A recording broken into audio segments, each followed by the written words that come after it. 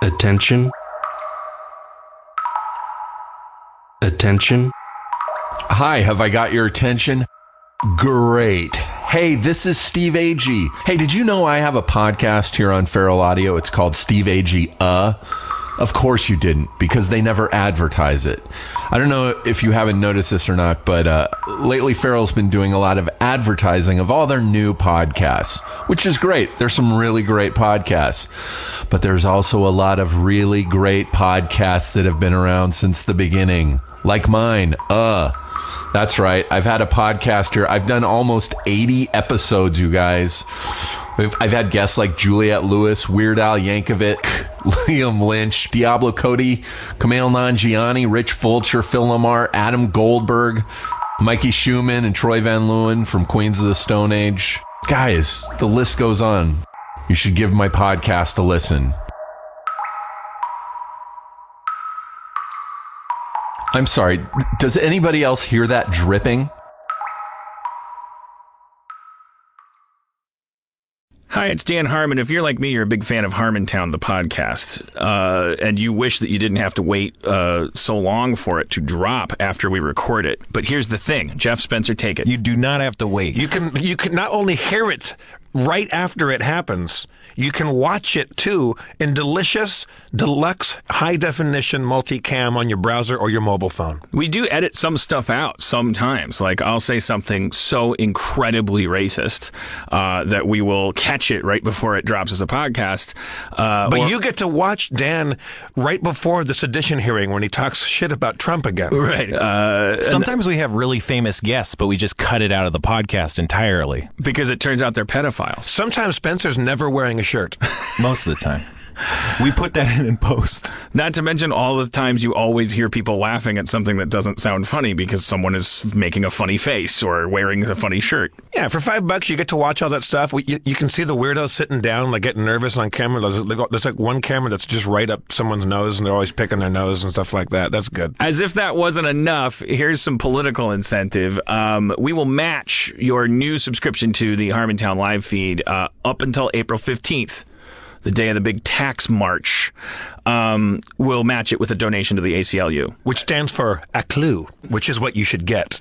And I know that's triggering your thought of going, doesn't the ACLU now have $800 million? Because, but here's the thing. ACLU money is like toilet paper money. It never expires. But if political encouragement weren't enough, some apolitical encouragement is if you sign up, you get access to a year and a half of our back catalog of video episodes, including the tour in Australia and Harmon Country, as well as audio downloads on the night of the record, on just minutes after it airs. Mm-hmm. I mean, how many times have you been listening to Harmontown for free after Wednesday and thought, I would really want to know what that guy looks like or what she looks like, or I want to see exactly how uncomfortable the audience is when Adam Goldberg is on stage. Mm-hmm. Now, for $5 a month, you get to see it as well as hear it. You can almost taste the Harmontown. Go to harmontown.com/live for your subscription to watch us as well as hear us. It really, really is a taste treat. Dan gave me little eyebrows. I was like, holy shit, that guy just hit the bullseye. It really is a taste treat. Feral Audio.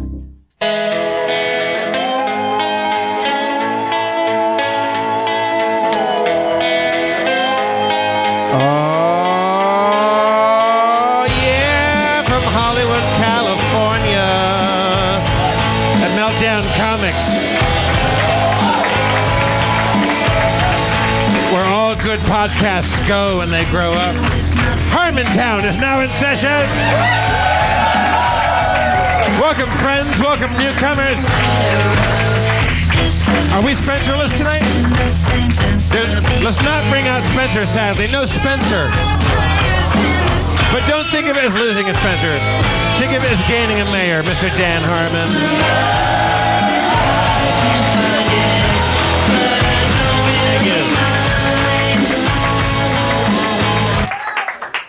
What's up, Dan? No, nothing. Do you often, this probably never happens to you, when people, do you always say the opposite thing? People say, how's it going? And then you say, nothing. Yeah. And then they say, how are you? And you say, wait, that's the same one, nothing. But whatever the other one is, I do it wrong. Okay, so it's gonna be a bad show. You got a nice little haircut there, like that. Thanks. Yeah. Where do you go? Who's your guy? You have I'm a gal. 23 in the front and 50 in the back. It's the new. Where do I go? I go to that place on Hillhurst, Opyan, Opyan. It's decorated like kind of like an Armenian swamp cave. Oh yeah, that place. Yeah. It's Armenian better. swamp cave. Like it's rejuvenating. Stay away from me.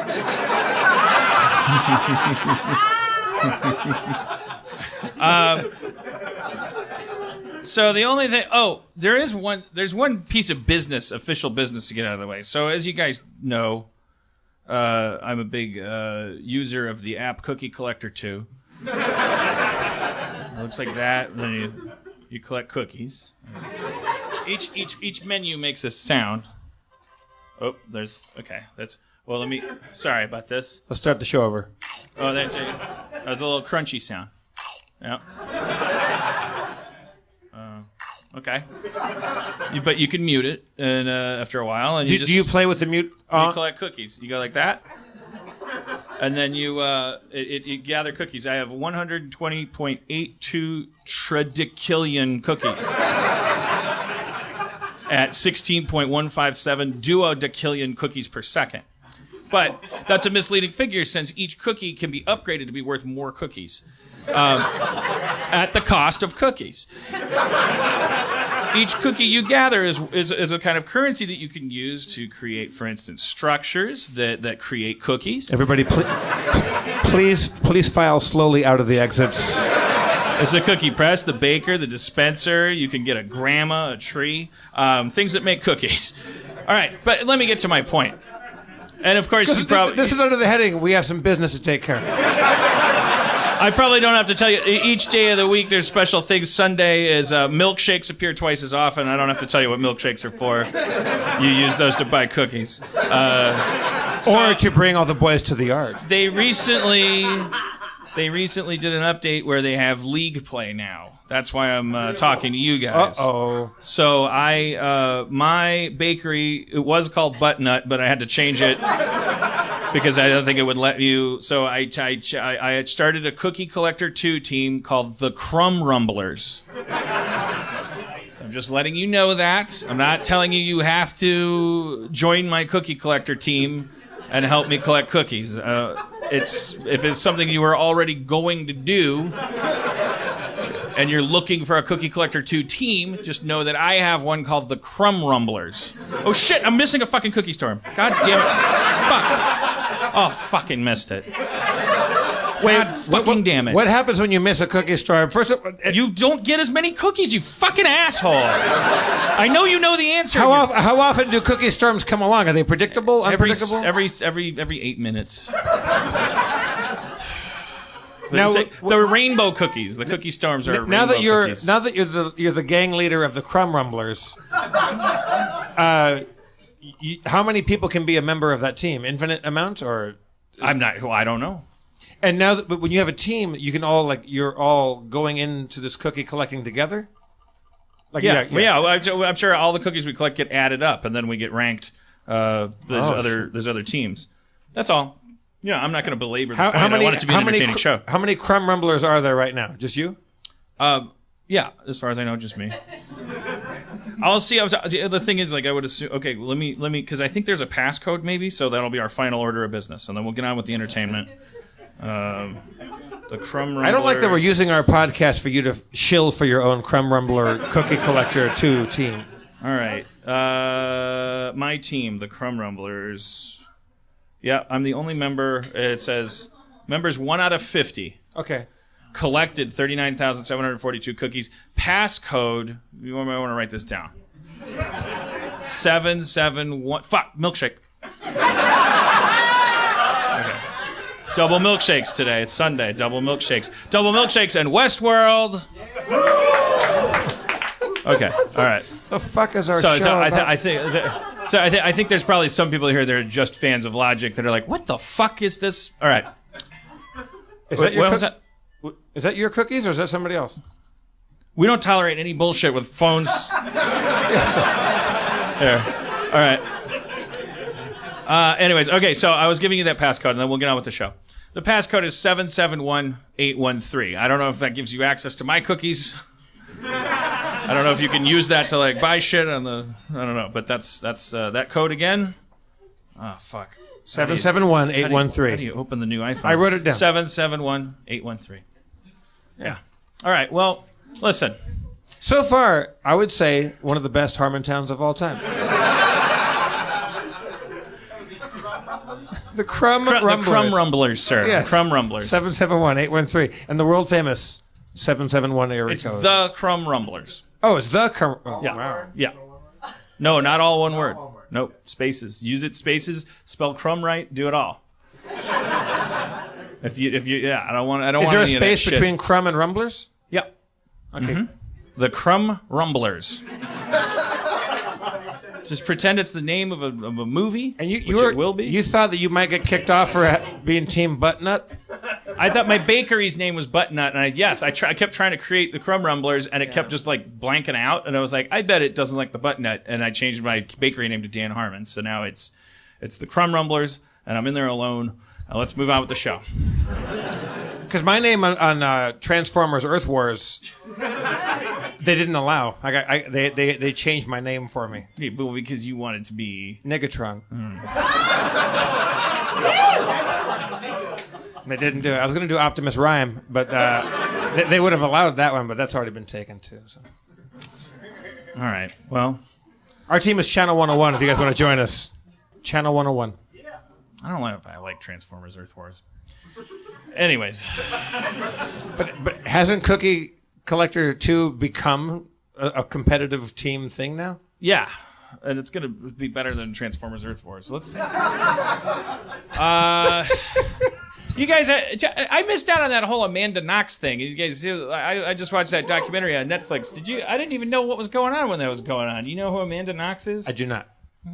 Watch the documentary. It's pretty interesting. That's all. Well, thank you for clarifying that for me. That's worth a watch. It's a fascinating story. You won't believe it happened right under your nose in 2013. You know, Okay. I just missed out on it. I must have been busy on one of my hit shows. But it was very, it was very interesting. Very interesting.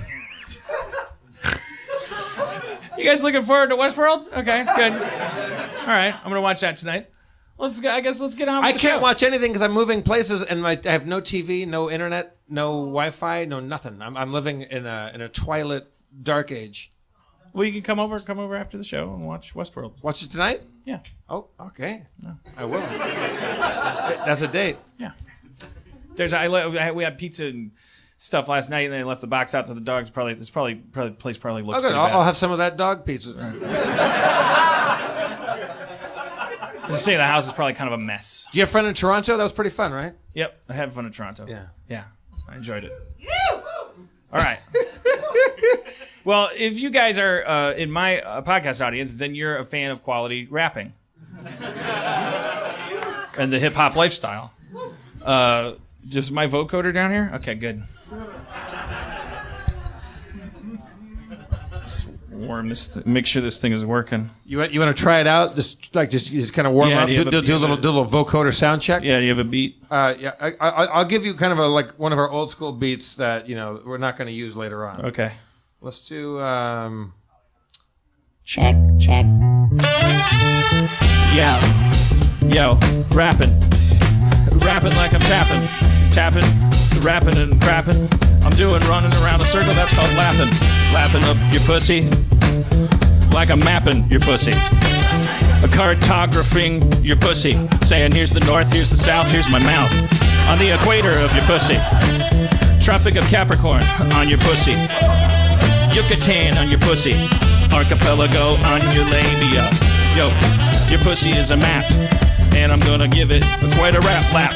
I'm gonna rap it left and right, and when I get done lapping, go to sleep tonight.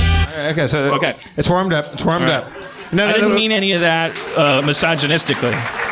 Dan, can we try? And if you don't want to, if this is pushing it too hard, like just do like an acapella, like you're like a doo-wop on the corner, kind of just like you just freestyle, like just like singing a cappella. But with this? Yeah, can we do it together? Is there a way you and I can do a little doo-wop together? Do wop do do do do wop wop do wop ba do ba do ba wop wop do wop ba do do wop wop do wop ba do do wop wop. Well, my girl's got some titties, and she's walking through the cities, going down Fifth Avenue. Don't know when I see those titties what I'll do, but I'll squeeze them. Gonna squeeze them all night long, then I'm gonna sing a doo-wop song to her nipples like they were microphones, 'cause I'm a man-child, I'm afraid to be alone, so I need a woman in my life. I better stay away from the knives, 'cause I'm lonely, and I'm angry, and I'm bad. All right, well, we're all warmed up. Let's. We're all warmed up. I mean, $10, that's... You guys got a fucking cheap admission. This is too much program for you guys. Let's bring out our new... I gotta turn this off so I don't keep saying... Let's bring out our new friend. Ladies and gentlemen, Logic! DJ Logic? Professor Logic? Swag. Psychological? Yes, that was actually my first rap name, for real. Psychological. Yeah, awkwardly enough. And who the fuck is going to call somebody psychological? Hey, psychological, pass the salt. No, definitely not. So, yeah. And then my homie just called me Logic for short. What is Justin Roiland has a kind of as a rapping alter ego? What's his name? Psychic abilities. Wait, that's a real thing? When he told me that, I thought he was joking. Well, it's a real thing. I mean, he raps in gibberish. He just raps like gibberish words that rhyme. So funny. Yeah. When I first met him, he was like, "Yeah, man, just come to my house." This is very rare. I was talking to him on Twitter because I was like, "I love Rick and Morty," and he was like, "Oh yeah, okay, cool, come to my house." And I was like, "What?" So I was like, "Okay." So me and my wife, we went over there and we met him and Abby, and they were very drunk. And there was like 9 other people that I didn't know, and it was very awkward. But by the time I left, everybody was family, and it was awesome. Yeah. And it was great. Yeah. Did he make you do VR? Of course he did, dude. He totally did. Yeah, no. And but me and my wife, we loved it. Yeah. I got to get my setup though. I don't have one. I have like a PC, but I got to get like a real like setup. You have to dedicate a room to it in your house if you want to do the Vive. The Oculus, the Oculus is lighter weight, but you have to use a gamepad and like you kind of like that. But I don't know. I can't. It's tough. It's like the VHS beta thing. You don't know what I'm talking about. You're 26. I have no idea what you're talking about. It's the 2 big things. It's like what's going to be the mainstay. DVD, Blu-ray. You might have been around for that. Yes, I know that. And now we're all living in the cloud with young rappers like yourself. Yeah, the cloud is fucking weird, man. Because like I try to go because I like to keep all my stuff on the super down low because of hackers. I've gotten like hacked before, which sucks. But they never really get any like real information because I'm like an idiot for like letting them know, like having the easiest password to get in. Like you gave them your cookie collector passcode. Yeah, they got like the easiest shit, like pussy 7 dash, you know what I mean, or whatever. But Pussy 7. Pussy 7. Do you mean when you say you get hacked? You mean like they break into your like bin of like unfinished albums? No. That's what I'm saying. Is like no they way. Just get your like no, taxes. They just get like they get like Netflix. And then like and so if you log into my Netflix, it's Bobby, which is my real name, and then Jess, which is my wife's name, and then it's like family, and then so somebody hacked my shit and was like, "Yo, dude, follow me on Twitter, fucker." I was like, what? So yeah, so that was, and then I I apologize to you about it. So I wised up, and my assistant, who's here, his name's Christian. He was like, "Why the hell didn't you have 2-step verification on?" Because like, and everything has 2-step where you just get like a text to your phone giving you an extra code, so you can't get in. So I do that. But when it comes to like actual raps and music files and all that stuff, I don't do anything over the internet. It's to be safe. It's all on DAT tape.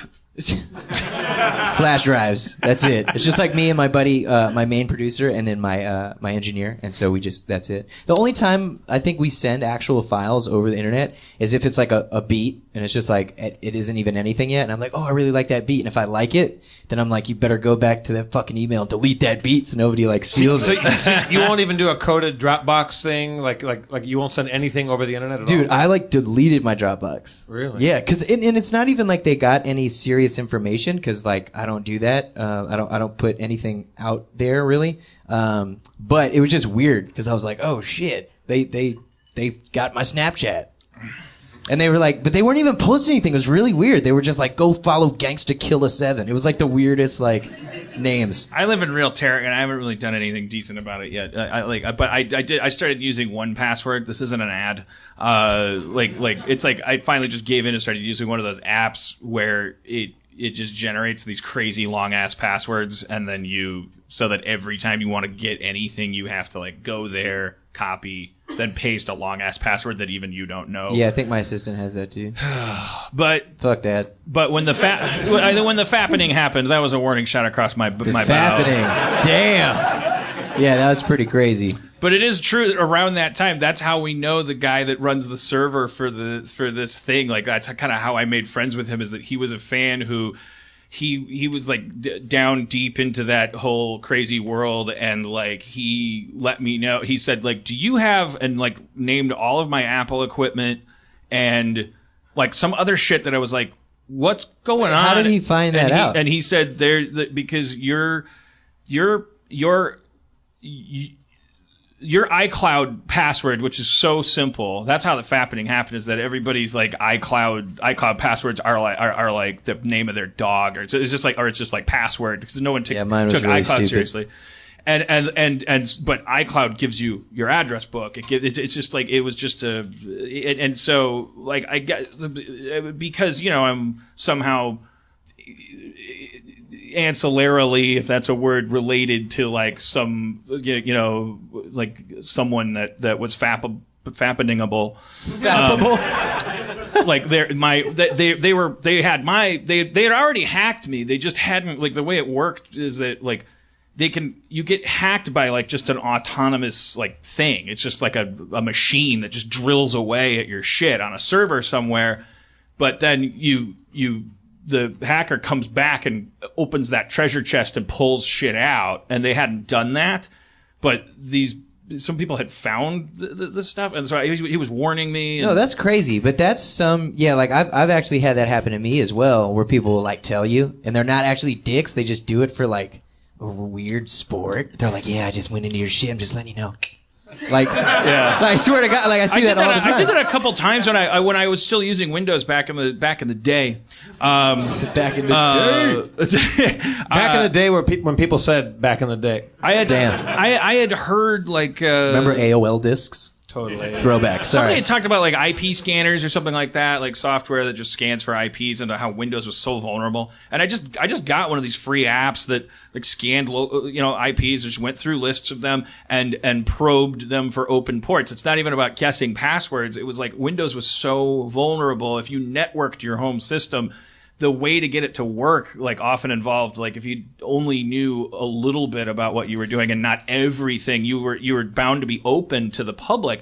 And so I ended up like, I just wanted to do it. And then I was like, oh, I'm in here. And then it was like, oh, those are your tax documents. And then I was like, I left a lot of little, I felt like a dick for even doing this, but I felt like it was better than not doing anything and just leaving, and left little text documents that said, look, I'm sorry, I was here. Really? I was here, and there's your social security number, and I'm not looking at it. I swear, like, that's you're crazy. Fine. Like, but I was just dicking around. I'm a 30-year-old dude in Los Feliz. Here's my name. Come get me, dude. I never understood how people actually got that. Like the ones who were like, yeah, I'm gonna, because like Kylie Jenner, all these like different celebrities. That's how it happened with me. It was like this dude who like hacks into people's Snapchats and is just like, yeah, Pussy Springs or something. Like he just does this. He'll just like tweet the most random shit or whatever. But I always wonder, like, how does like somebody go, I'm gonna hack this person's shit and like jack into the fucking Matrix, man? That's like so weird. I just see like codes, like those green codes. Like when I think of some guy, like, yes, I'm gonna destroy your soul. Yeah. Yeah. So. Yeah, I know. It's weird. Well, that's what's terrifying about that there's so much crossover with the guys that can do that and the alt right and stuff. Like you can just by being a human being that has feelings like you and your politics, if you say them publicly, you could end up being an example that gets made. Like people will find some serious shit on if you hacked my stuff. Like I make an easy, fun target. Like everyone, even my fans, want to see me go down. Like that's part of what they enjoy. Like they show up here to watch me fail. Like it's about the shape of my head or something. Like I love watching you go down. Wow. Nice. But so you were born. You're from Maryland. Yeah, originally I'm from Maryland, which is near D.C. for those of you guys who don't know. Because usually I'm like Maryland, people are like, what? Yes. Where? So yeah, East Coast. It's a state. It is a state. It is a state. It's a very small state, and we're known for crabs, but not the sexual kind. That's Baltimore. Fuck Baltimore. I'll say fucking Baltimore's a piece of shit. That's good. That's good Maryland humor. Hey man, if it wasn't for Baltimore, we wouldn't have The Wire. Which is true. A really awesome show. Or Poe, Edgar Allan Poe. Indeed. I did not know that. H.L. Mencken. Now I can claim that shit, son. Yeah. I didn't know that. But what part of Maryland are you from?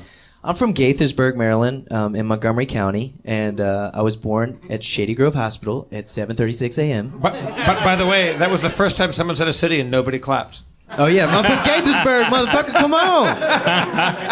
But yeah. It sounds nicer than what Wikipedia in your childhood section says it is. You know what's crazy? So I grew up Section 8 household, welfare, food stamps, all that stuff, to a black father and a white mother, and I'm biracial but look very white, obviously, which can be Humble really brag. Yes, which can be very very confusing. But Dan's half jealous right now. Half jealous.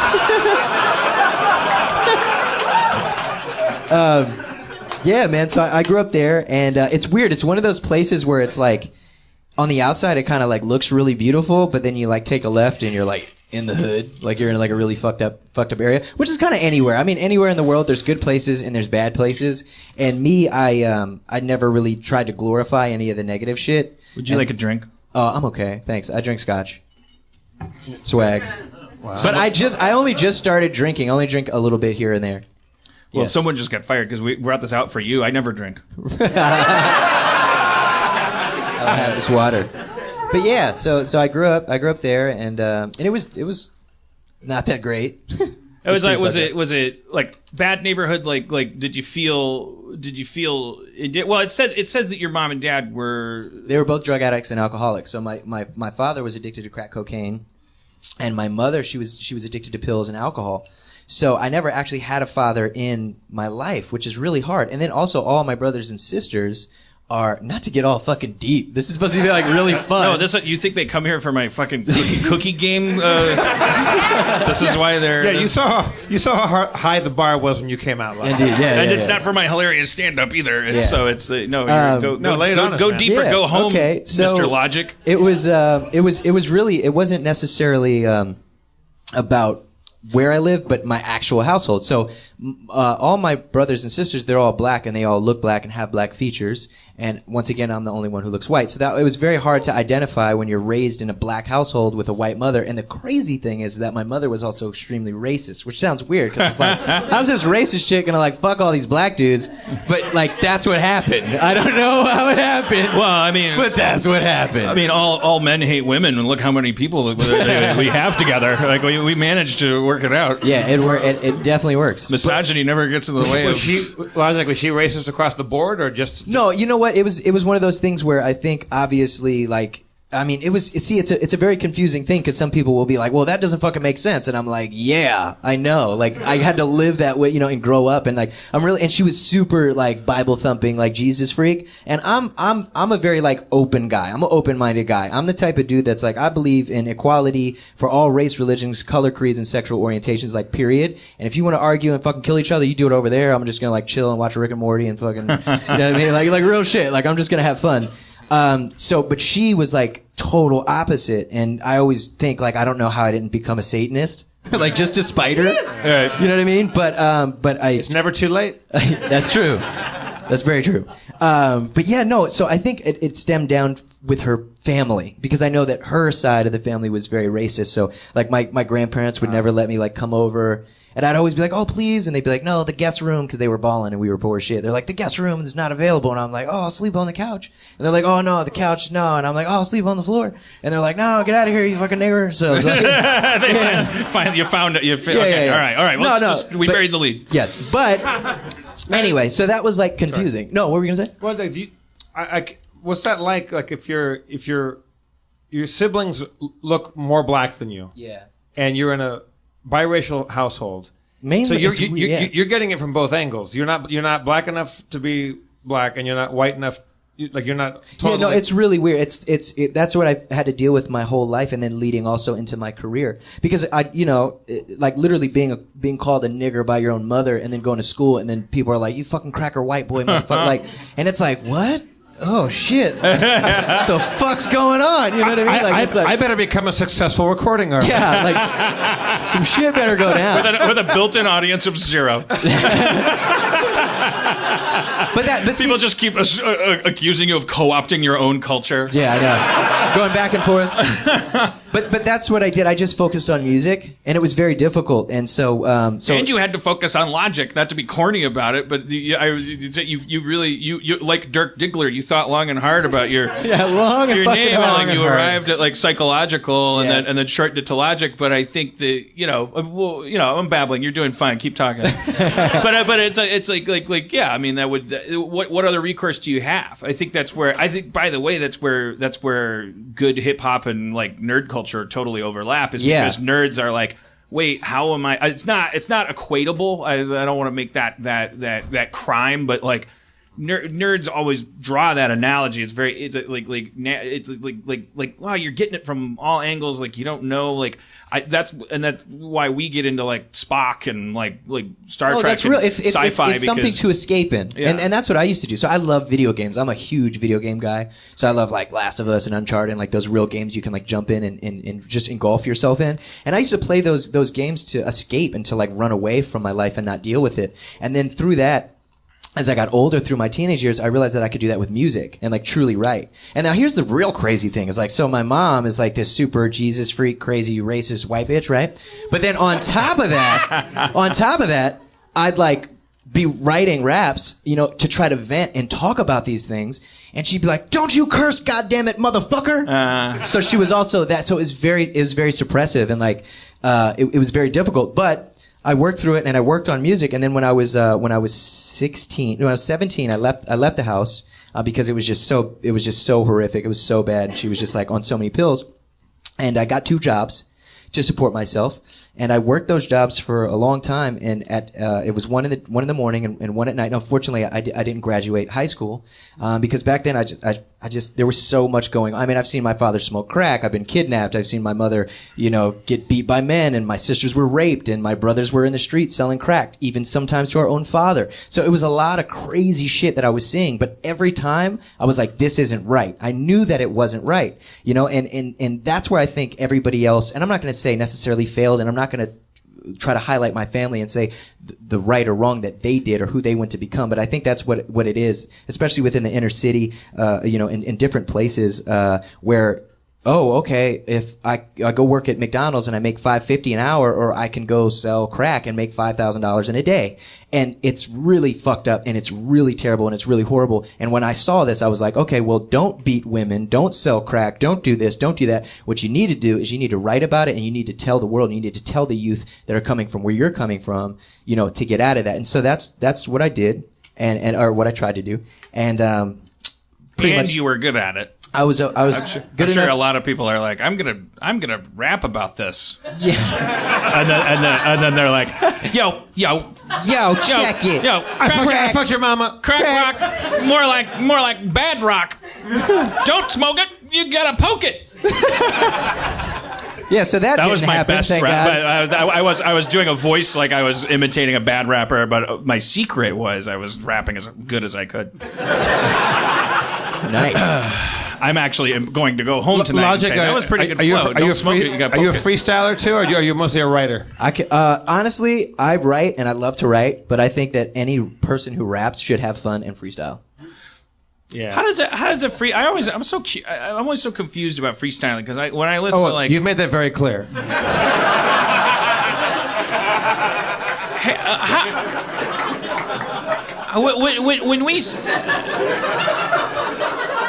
when people are freestyling, like whether it's in a biopic movie like 8 Mile or at This one of feels fucking 8 Mile like B-Rabbit right now. I can't even see like people past like the second row. This is crazy.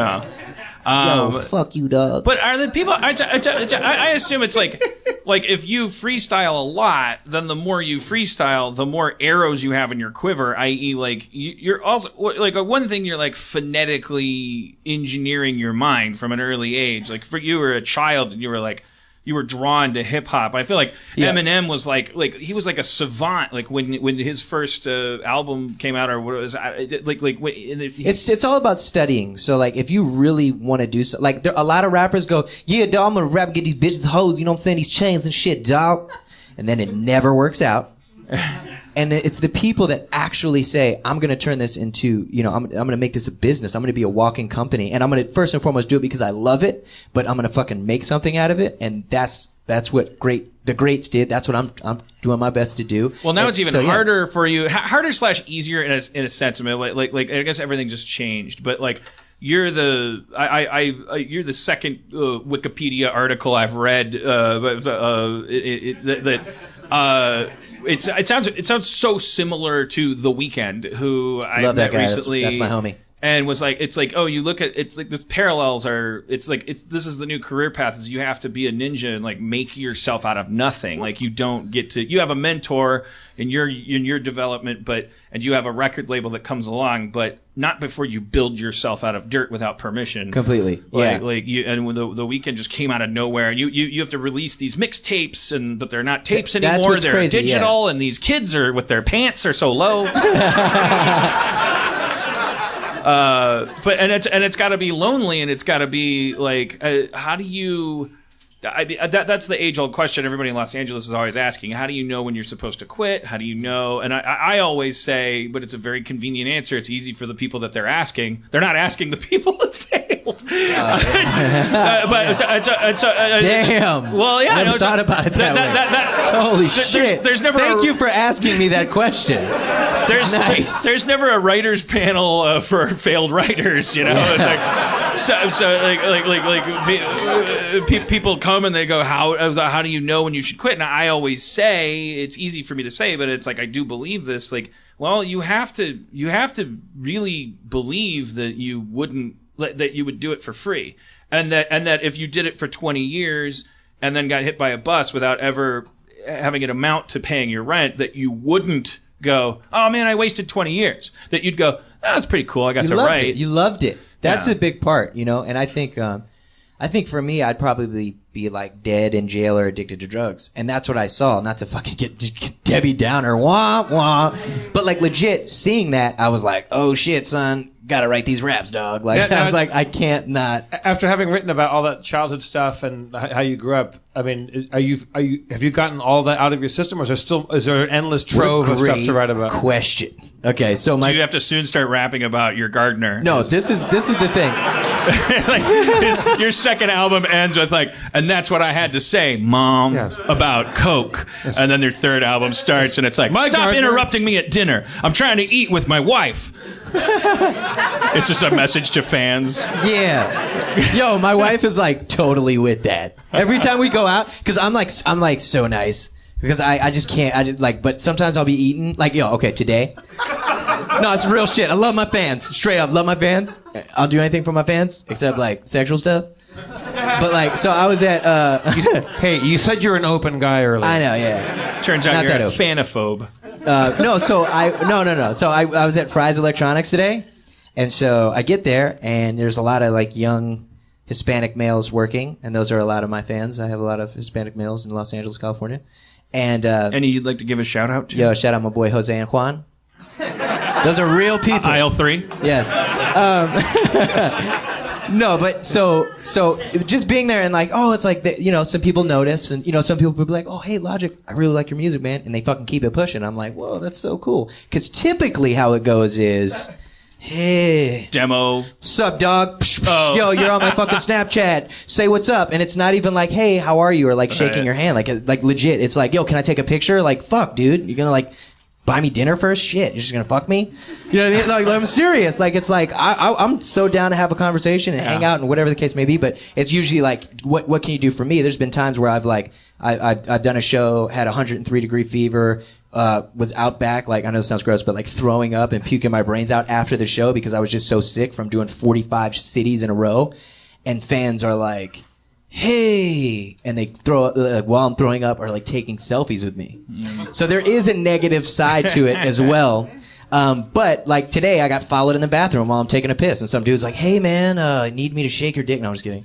But he was like, but he's just again. Honestly, I apologize.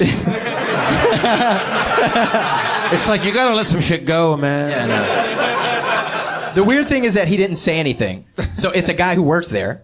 And he just walks in, he's just like staring at me. And like, you know how sometimes guys in the urinal, you can like see on with the metal flushy thing handle, the reflection. And I just see this dude just kind of like staring at me. And I'm like, this is so fucking wrong. And then I turn around and wash my hands and I'm like, so is this guy going to say anything to me? And he like doesn't say anything. And I fucking leave. And it was really awkward.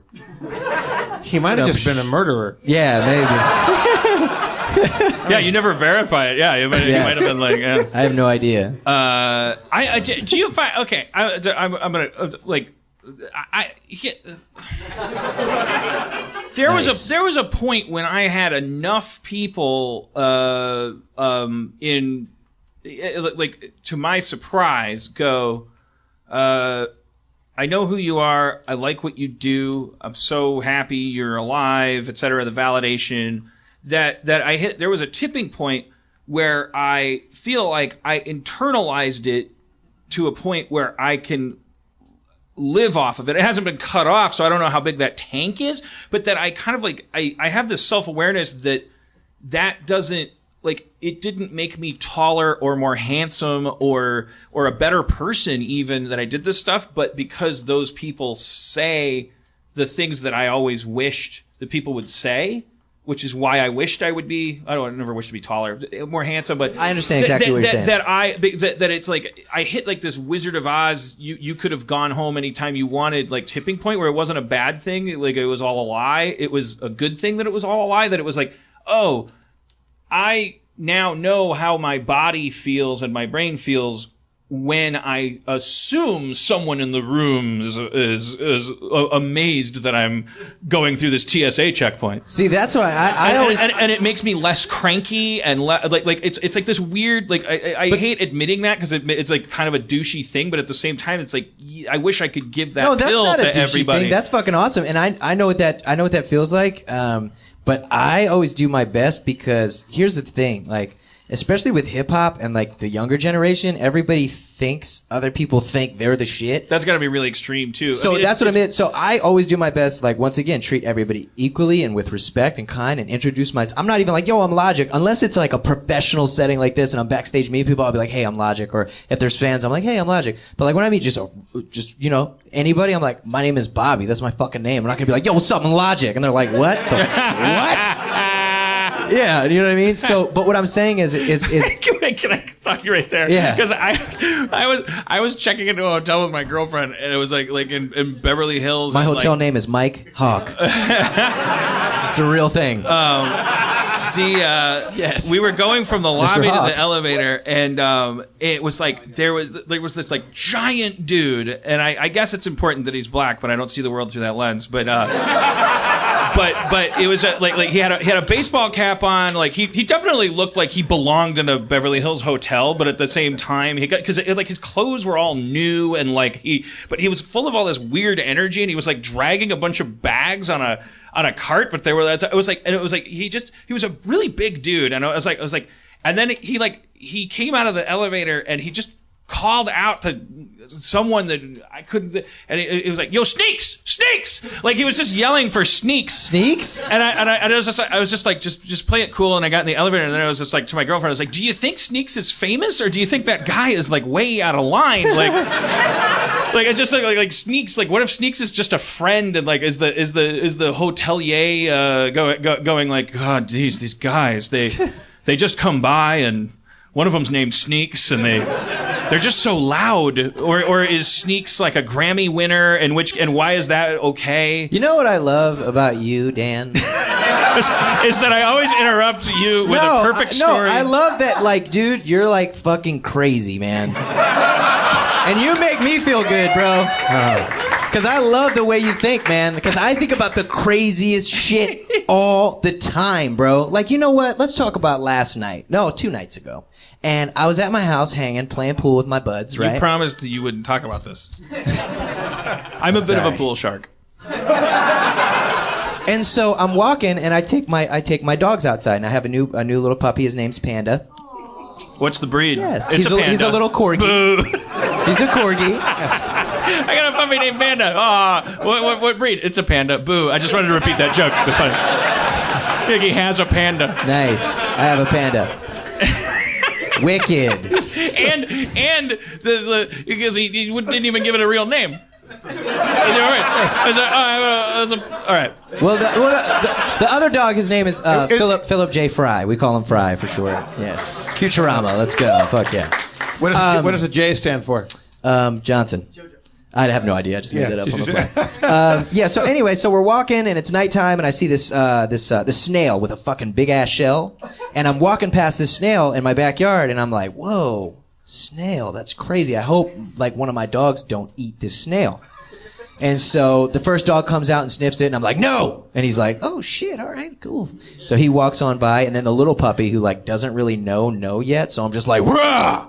And he's like, oh shit, okay, cool. He keeps walking. I'm like, man, I wonder what the fuck that snail's thinking. You know what I mean? Like real talk. I'm like legit. I'm thinking like, man, like, does he even understand? Does he know how close he came? And I'm like, wow, this is so crazy. And I'm like, I'm serious, okay? And I'm like, I gotta make sure this fucking snail is okay because he's in the middle of the sidewalk in my backyard, and I gotta make sure that like he makes it to the grass. So I'm like posted, and I'm watching my dogs, and everything's cool. My wife's walking by. I'm like, hey, watch out. You know, people coming by. And then my buddy Six comes out, and I'm like, yo, there's a snail. Watch out. And then crunch. Yeah. So anyway, I'm like, yo, does this snail have any kids? Like, what the fuck? You know what I mean? But this is like real shit that I think. So when you go off on such a tangent, I'm like, nice. Snails marry for life. Are you serious? Or are you I'm not making You know what I always worry about with snails? What? Is that their deaths must be horrible because they're like, what was this shell for? Because it's like, what is that for? To protect them from warrior snails? I guess it's effective that way. Like if a snail tries to kill you, having a shell is like fucking whoa. He's like Batman. Because it's like as thin as a fingernail. It's like so thin. It's like, I mean, when you do, if you've ever had the displeasure of realizing you've stepped on a snail, it's like, I mean, it's like Jesus Christ, the thing that it bought to protect itself, it turns into 1,000 knives. I guess that's us in cars. I mean, like we're just driving around in fucking pieces of glass that are temporarily in one piece, like just whizzing them at each other. That sucks. I never thought about that, and now you've given me like 80 million more things to think about. Thanks a lot. Yeah, I appreciate it. Well, you know how people like they put that snail stuff out to keep snails out because I guess like, there's isn't it like salt? Yeah, well, snail stuff. Is it? Well, there's that's for slugs. There's like hardcore slug stuff. It's like, but somebody told me it's like, they're not eating that and it's poisoning them. It's like little, it cuts them. Oh, that's fucked up. Yeah. See, this is like the microscopic, like fucked up world of like Earth and all the shit that happens behind the scenes. But then our producer Dustin Marshall told me that acetaminophen, the reason why it's a fast acting ingredient in drugs or something is it has little molecules that cut up your stomach, so it gets into your bloodstream faster. Well, that's and I was like, man, fucking gross. This fucking kid. Dustin, you don't know yet. He's fucked up. Like that's the only reason I want to live to a healthy old age, because I want to see how fucked up he is at 40. Wow. Nice. Because he's like he dresses like Beetlejuice. Like he's got a whole podcast network. That used to be like, oh, okay, he's got a podcast Wait, network. is this but the now, guy I met? Yeah. Total Beetlejuice. Yeah. No, don't say it one more time. like a Don't say it one more time. You got it. You got it. Fucking be right out here. It's like Marilyn Manson Beetlejuice. Oh shit! It was great. No, I don't mean that in a bad way. He comes in, he's really nice. No. He looks like he's about to kill a rock album. You said Beetlejuice a third time. That's you thought like Marilyn Manson was my uncle or something. It's like,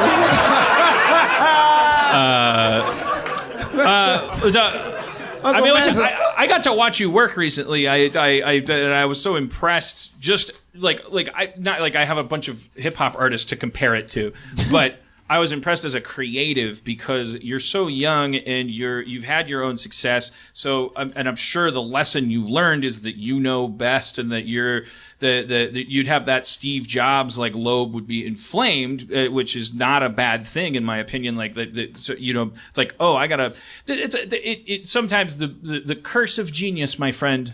Is non-collaborative. Like you have a healthy like fear of other people. Like, but that's what I've learned from my predecessors, both in comedy, because I love comedy, and I think like the parallels between comedy and like rap is like it's the same shit. It's all about punchline and timing.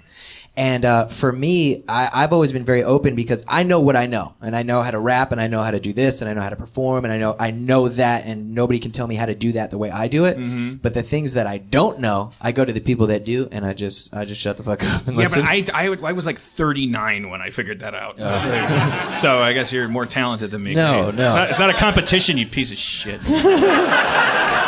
But I was very impressed. Like you can tell, you're an old soul, or there's no such thing as old souls, and you were the son of drug addicts in a horrible political, racial situation. Nice. They were forced to become Vulcan and wise. Logic. But that I'm assuming that could easily make you more combative and isolated and autonomous and all this stuff. But it was like you. The reason we met is because he's working. He did a little thing for season 3 of Rick and Morty, which it's not even a spoiler because you won't remember this conversation in 2019 when it comes out. We're a little behind schedule. But I won't spoil the specifics of the episode, but it was like great that Justin knew you, and like you came in, and it was like I figured you were a cool guy, or like you wouldn't be coming in the first place, but I didn't expect what you came in and you worked in front of us, which is like it took me so long before I used to like. I wouldn't be able to write on airplanes because if someone next to me might be watching my process, I could and then when I started doing Community, it was a hit show I did for NBC in 2009. I went through a period where it took me time to learn that it was okay to sit at a keyboard with a screen and have other people looking at the screen while I was like deciding what someone should say. Like that was like the equivalent of watching me masturbate or poop. And no, I get it. I totally understand. I don't know when how you say, Dan, that you're watching him work. What do you mean? He came in and like I had written a rap for a thing, and like it was like placeholder lyrics. It was like, let's get it. But you just came in and from top to bottom kind of looked at it, welcomed it, found a tempo for it, found a beat for it, started going through the lyrics and then changing them, adapting them to give it basically a better, it was like the scene when Mozart meets Salieri and like, and it's like, oh, that thing. And it's like, he starts adding, that's what you were doing, which is what fun. We wanted, but it was really like cool. To do it in front of us. I thought it was like, and you weren't showboating, you were lifting us up, and like, there was no ego, membrane of you being like, you know what, maybe just let me Are you saying that like you looked at it, that you generate your own beat right on the spot there? Like, no, what happened was, and I'm not going to I won't give anything away, but basically, like Dan said, and it was really cool to think like, damn, I wrote some shit with Dan Harmon. Like, that was like so cool. Like, first of all, just walk in the room and Justin's there and Dan's there and everybody's just being super fucking cool. And this is the first time I meet this guy. He's like, yeah, motherfucker, blah, blah, blah. He's like doing all these raps and I'm like, whoa. All right, this is my kind of party. So there's this like template and it's all this like really fun stuff and things that have to do with the episode that wouldn't make sense without him kind of writing it first, because how would I know? So he does these things, and then what I did was I go, okay, well, let me see, what would be a good BPM for this, beats per minute, how fast the song is, okay, and then I went on YouTube and got like a template beat, if you will, just something fun. It was some Tribe Called Quest, and so I got that and I threw it on. Say what? Which song? God Lives Through, which is one of my favorite beats by them. So I did that. And I kind of caught a vibe, and I caught it, and then I basically took what he did, and then rearranged it, and then added things, and took things away, and we came to a good place. But here's the thing: the reason why I think I could do that is because unlike, how do I want to put this? People who didn't necessarily grow up in like the Twitter era, you know what I mean? I had to do everything in my career in front of the world. Right. Which was hard, because once again, there's people like, even in fucking rap. Think about going my whole life being like, you're white or black or this or that, or you're not this or you're not that. And then you go to hip hop, which is predominantly black, and I'm like, hey, my brothers. And they're like, no. And then I got to do a whole album about my life, and they're like, okay, kinda. And I do a second album and really bring it home for the brothers, and they're like, all right, you're cool. You know what I mean? So it's like, but don't go in that house. I thought you were a movie. I don't know. I don't know what I'm doing. So that was I just it, though. felt like I was. Grandpa's sleepy. Watching. But that was it. I was just imagining all black people saying things, and hey, I was adding to that. What's up, child? Grits. Oh man. It's cool. I'm black.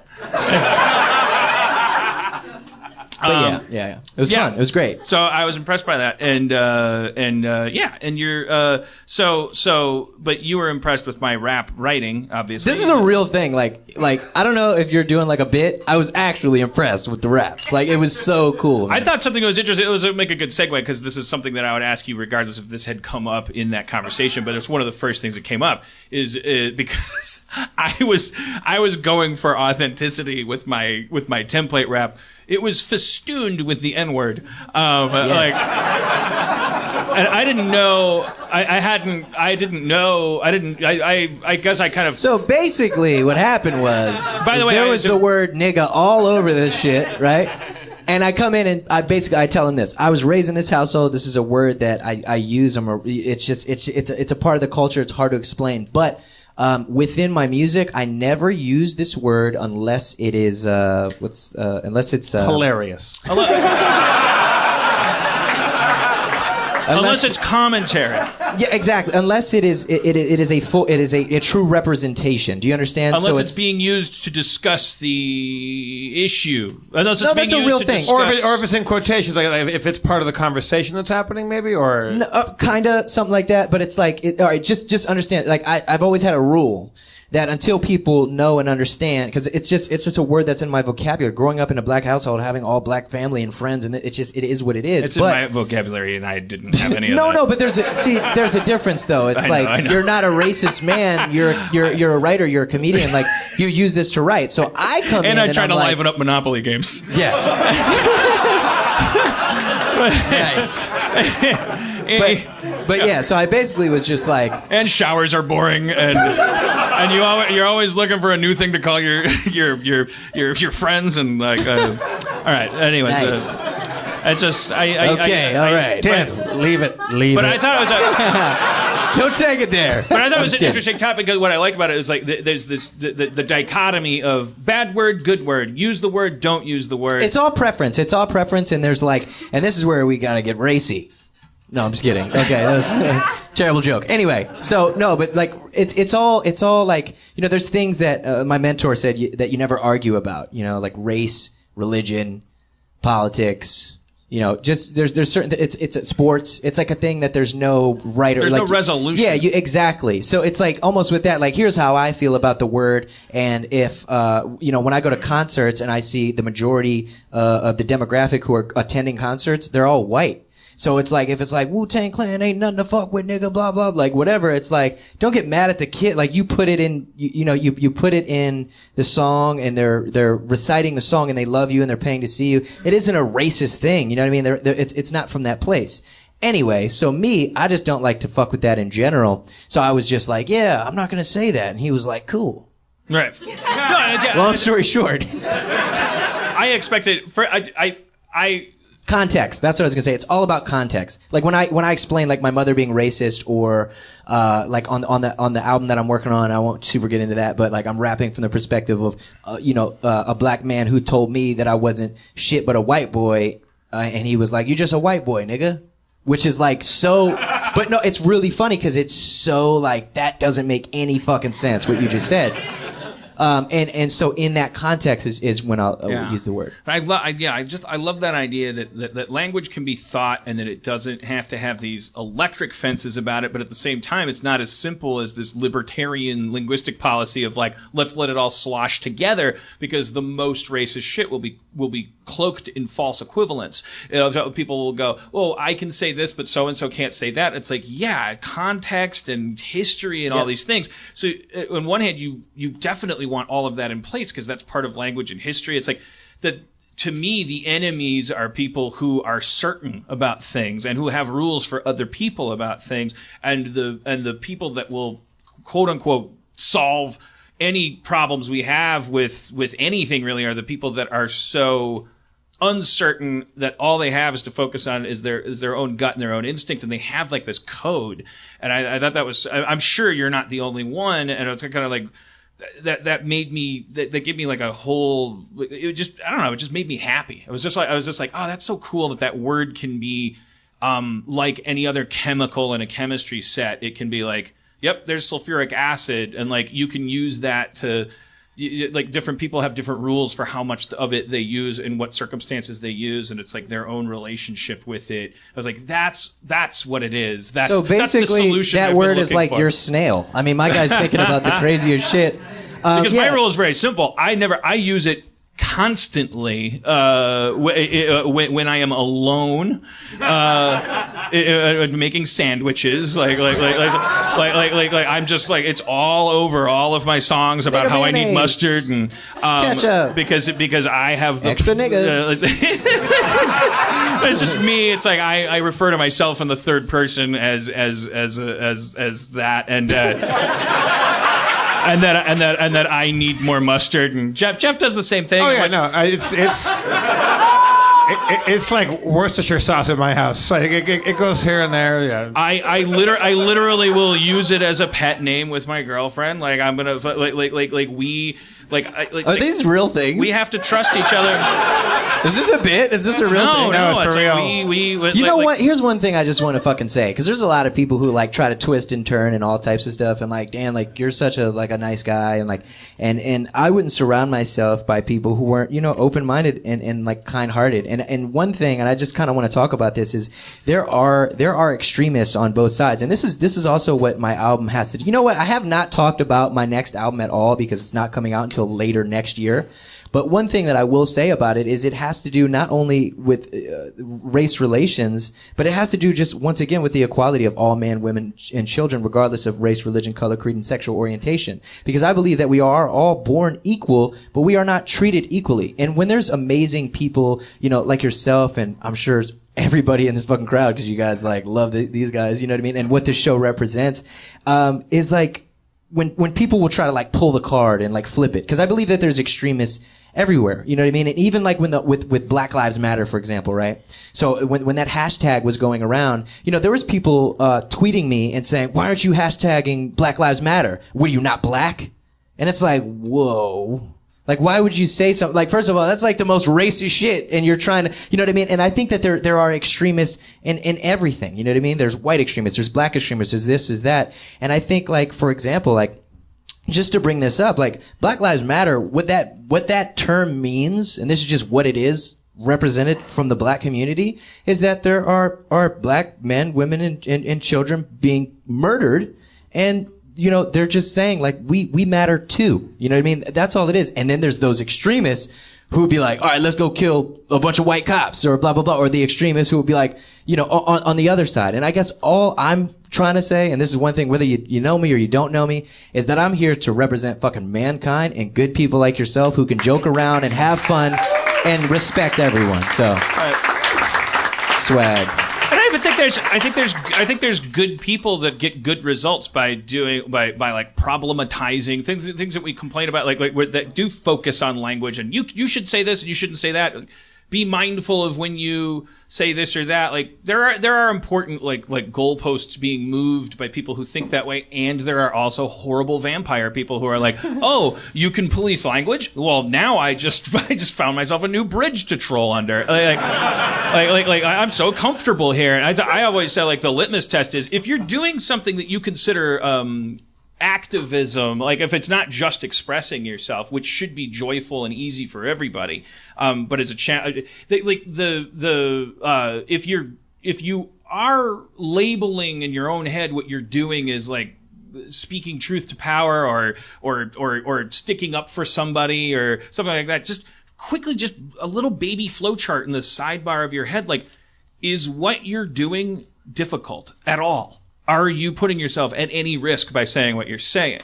Right. And it's not to say that if the answer is no, you shouldn't do what you're doing. It's just remind yourself of that. Have that compass on your dashboard next to everything else on your dashboard that should all be yours. But always remember in those moments, like, don't get too carried away, because the people that were acting in racism in the 50s, they were outraged. They were victims. They were underdogs. They thought that they were battling a horrible force that was telling them that they had to eat sandwiches at the same counter as other people. Like, they were doing what was easy. Like, they were expressing like all of this outrage, and it's like we need to like that's like the big cane that I shake at young people is like there's probably a kind of like one-for-one analog between you and some old white dude in the 50s. Like what, as far as the amount of battle you're fighting with this tweet, like you're the tweet, the hashtag. That's why I think it's all bullshit, because there's people out there saying like when they're like, why don't you do this hashtag? It's like, no, fuck that. I'm gonna go do a whole album about it. I'm not just gonna do it so it lives in the moment to look cool. Like, don't argue with me. And I think at the end of the day, man, once again, like, I like to argue. I enjoy it. I love to have debates and crazy conversations with people about race and politics and religion and fucking my favorite television show or cartoons or anime or Rubik's Cubes or whatever the hell I'm into. But the thing is, like, I love doing that with like-minded individuals, open-minded individuals. Like, when I was young, my mom was super crazy about Jesus, and now I'm like, I don't know if God exists, but I believe in an energy. And there's certain people that would be like, no, fuck you, you're going to hell. Jesus exists. It is what it is. Like, do you know what I mean? Yeah, and then other people going, that's a damn shame, because people that believe in an energy burnt women in the Salem witch trials, and it's like it's that conversation is about whether or not you should think what you think, as opposed to the other person going, oh, thank you for that information. When I was young, I did blah, blah, blah, blah, blah, and blah, blah, blah, blah. And then you both go, uh-huh. And then you're like, both, your brains are a little bit bigger. Yeah, like, even if you don't agree with someone, no, this is a real thing. Like, I've had conversations, and they're like, and this is why I've always been kind of scared to have these talks. And that's why I'm excited for my whole next album, because it's not just about black and white and this and that. Once again, it's about everyone. And it's like, I was so scared for so long to talk about this shit, because like, as soon as you bring up black men and women in America, it's like, oh, what'd you say? And they fucking, every little thing, or this or that, or whatever, or religion, and it's just this like thing pointed at you. And it's like, man, instead of being scared to talk about it, I'm going to talk about that shit, and I'm going to bring it up, but I'm going to do it in a way that hopefully educates, especially the youth, and just being open-minded. If you're Baptist or Catholic or this or that, like, and you believe that, that's cool. If you believe that the dude who goes to church on Saturday and not Sunday is going to hell because of that, cool. Just like, stop fucking telling them you're going to hell, and stop yelling and screaming and like hating. And that's just the shit that's like super fucking annoying to me, man. Just let people live, dog. I kind of want, for those of you, those are these, these people that don't that aren't familiar with you were describing your last album. You're doing a Comic-Con panel for your last album, which I got to run and pirate after this. I'm gonna go right to popcorn time. Popcorn time? Nice. I'm so old and rich, I don't know how to pirate anymore. You know what's crazy? I'm gonna go right to Target. That shit's like dying. Like honestly, streaming and all that shit is my almost life dying. used to be LimeWire. I got every Adobe LimeWire. Oh, you took it back, dog. I would just sit there and be Kazaa, fam. I want to learn Avid. Okay, now I want to learn Final Cut. Now I want to learn Adobe everything. And I was like, boom, boom. And I would sit there as a 27-year-old and I'd go, they know that one day I'll be rich and I'll need to use Photoshop. And I was right. I've given Adobe so much more money than they ever would have earned if I had been that's like what a kid. I started recording on. I started recording on a thing called Adobe Audition 1.5, which is crazy. And this was like a really shit.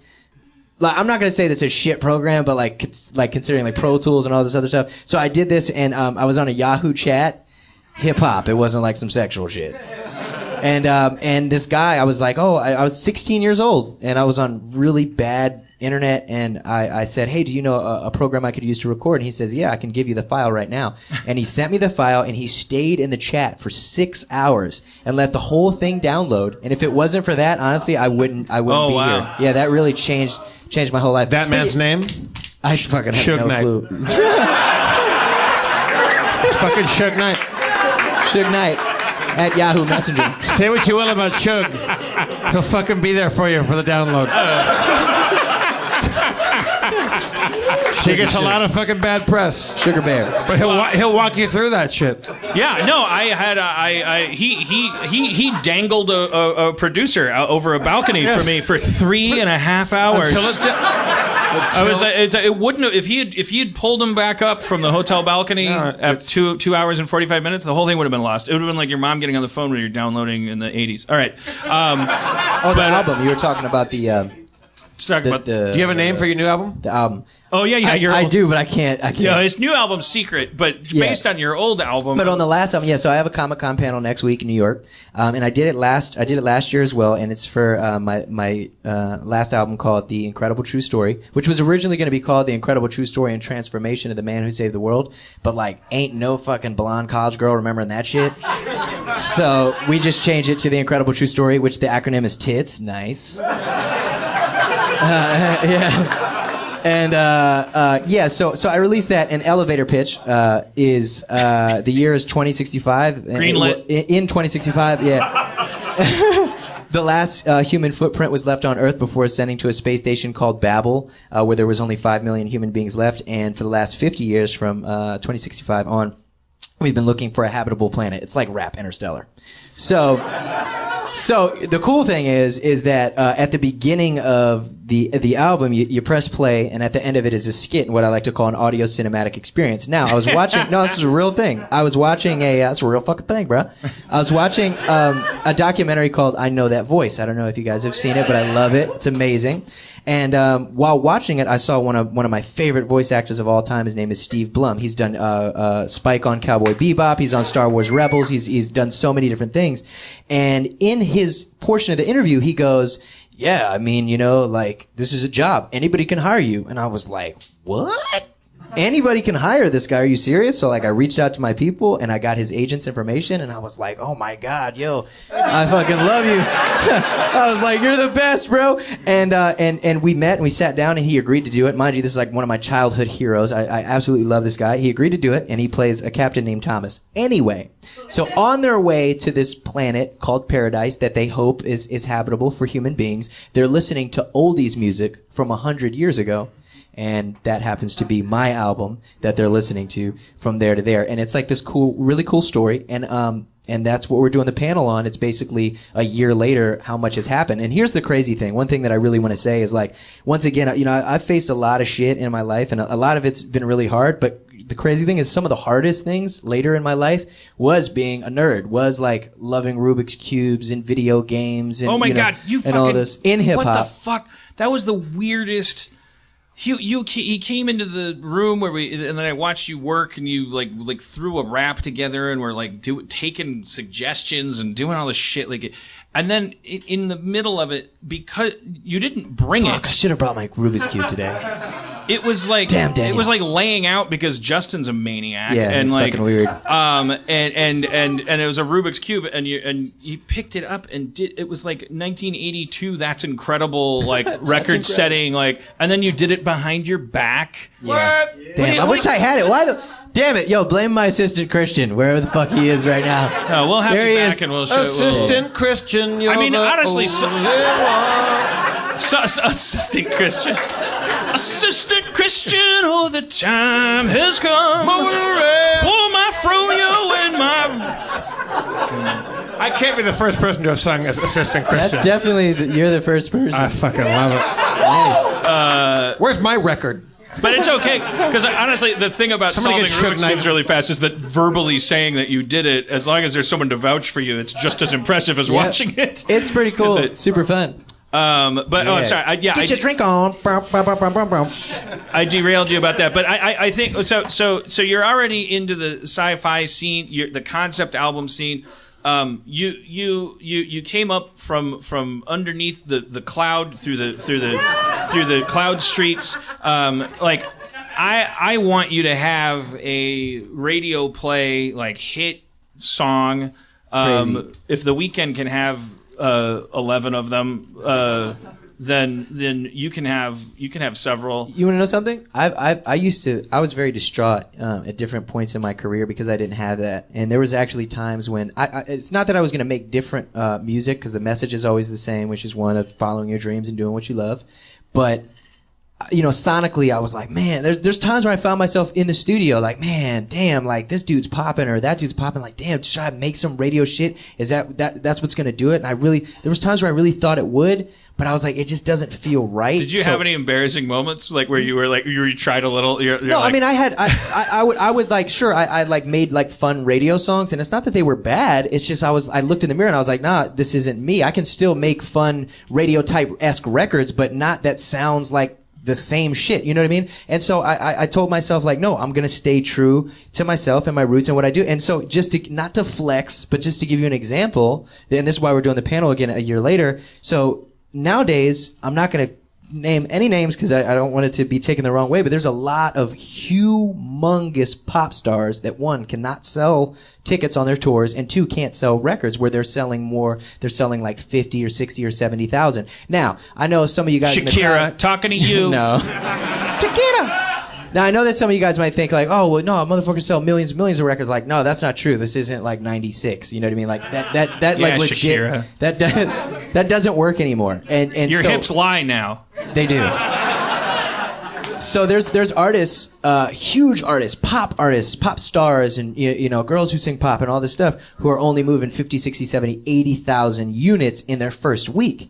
And so I said, fuck that, because of singles. And I said, I'm gonna make albums. I want to be an album artist. And in my first week on my last album, I sold 135,000 in the first week. Yeah. This is like everybody keeps arguing on TV panels. They keep going, oh, television. Where's television going? And where's it? And I'm like, it's like, it's not like I'm the only one that can see it, but it just seems like it's so obvious. Like, all you have to do is just look at the MP3 threshold that music went through because of the lower bandwidth, because a song began as a thing that was, it was 3.5 megabytes, and there was a tipping point we hit where the music industry was in big trouble as it knew itself. And then there was all this argument about, should we sue this technology and all this stuff. This happens over and over and over again. I was a communications major in college before I dropped out a week into college, but I did take the one class where they said, like, this has been happening since when TV got rolled out.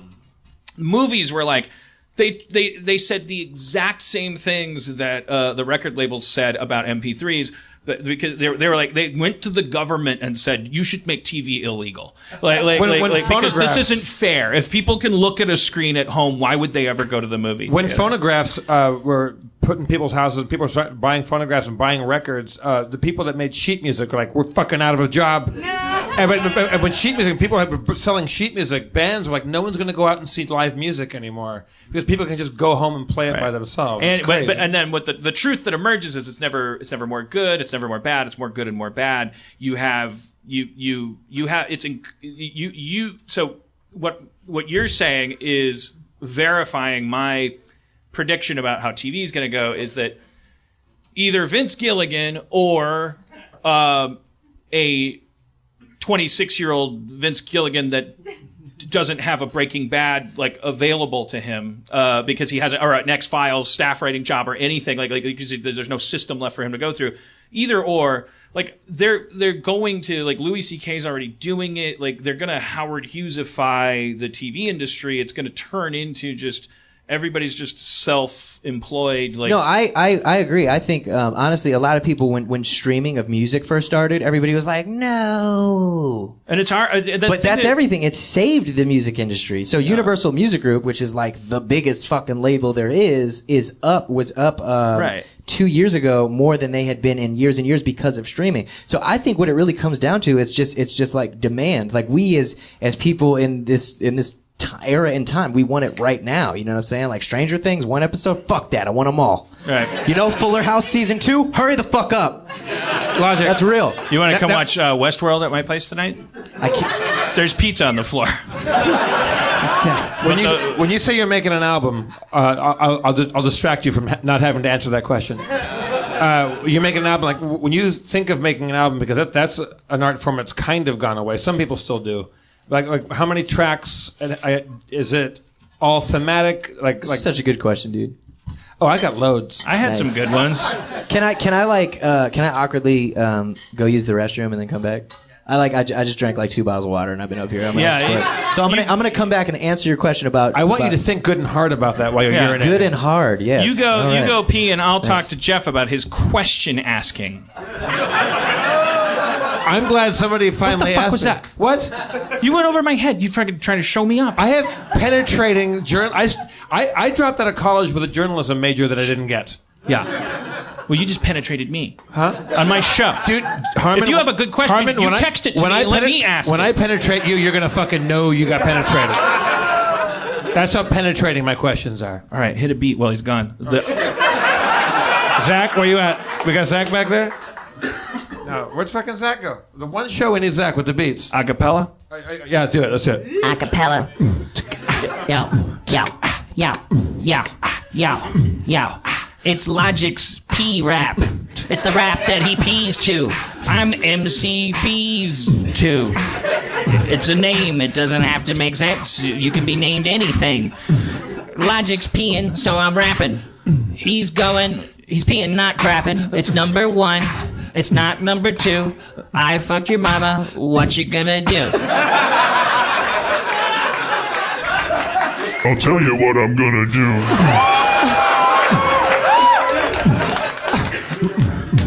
Well, I'm that mama you said you fucked. Oh! My name is DJ Truck. I don't know why I'm rapping. I'm usually a DJ by trade. You have 10 seconds to rap. But some DJs rap now. It's the industry is. Oh, he's back. He's back. So, anyways, Star Wars. Yeah. Yes. Not all nerf herders are scruffy. The first Star Wars, but. Tell us about your pee. How'd it go? It was awesome. Do you guys know Dolly Parton's playing the Hollywood Bowl? Yeah, so she's hey, so good. I'm Dolly Parton. I don't. Are you a Dolly Parton fan? No, but check it out. So my mother-in-law is, and shout out my wife who's sitting back like 4th row. Love you, baby doll. Swag. No, so anyway, so we're in the car, and she's like, "Oh, babe, take a picture of that and send it to my mom." And I'm like, "What are you saying? What are you talking about?" She's like, "Yeah, just tell her we're at that concert." And I'm like, "What? That's fucked up." She's like, "Yeah, it's my mom's favorite artist." Wait, she's there right now, Dolly Parton? Yeah, Dolly Parton's at the Hollywood Bowl. No, Tonight? Yes, but here's the crazy thing. I know.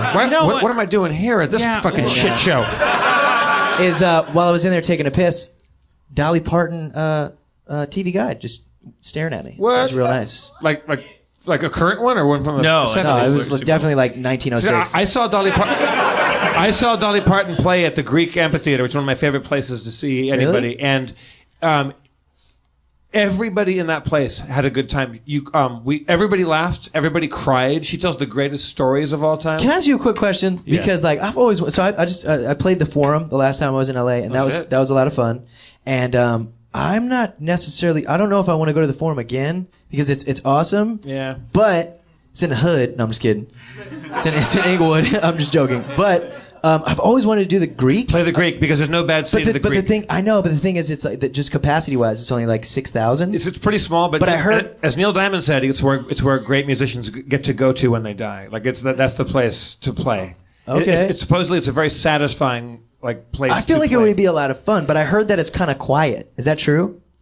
No. Okay. I've seen a lot of shows there, and I've been in the front, and I've been way in the back, and it's pretty tasty audio there. Fucking noted. Yeah. Although, but then again, I don't know. Like for rap, because it's in a residential neighborhood. What you up saying? there. Because I'm black, it's not gonna work. Yeah. The property values are going to go down. The next show's tickets will be lower price. It'll be like $2 a pop. No, I'm joking. John Tesh, $2. What happened? Oh, a black show. Dolly happened. Parton looked out. You know the song Jolene? You know Jolene, Jolene, Jolene, Jolene. It's a great song. I don't know that much. She looked out at the crowd and she goes, you know, I don't mean any offense, but I'm looking out at my audience, and I know my audience when I come to Hollywood. But I would like to sing the first verse of this as drag queen, and 4,000 of the 6,000 people stood up, and they were all drag queens. Really? Oh yeah, it was draggy as fuck. It was real good. It was really draggy. Dolly plays every instrument in the fucking building. She plays the horn, the piano, like the violin. Really? Oh yeah, guitar. She plays everything. I didn't know that. Dolly puts on a program. And Last time I saw Dolly Parton, it was on Hannah Montana because my wife was making me watch it. That's what I was telling you in the green room. Is that Miley Cyrus? I heard that, like she, because Billy Ray was Billy Ray. I don't know, contemporary of her. She hung out a lot, and so Miley Cyrus cites Dolly Parton as like a early like kind of mentor Inspiration. figure. She tells the most inspirational, sad, beautiful, heartwarming story about I forget the name of the small town that she grew up in, but it's quite small, and I didn't even remember the state. Tennessee? Where's she from? Tennessee. And her father was real down to earth, real like just good, you know, well-meaning, like moralistic father. And when she got really famous, they erected a big statue in the center of town of Dolly.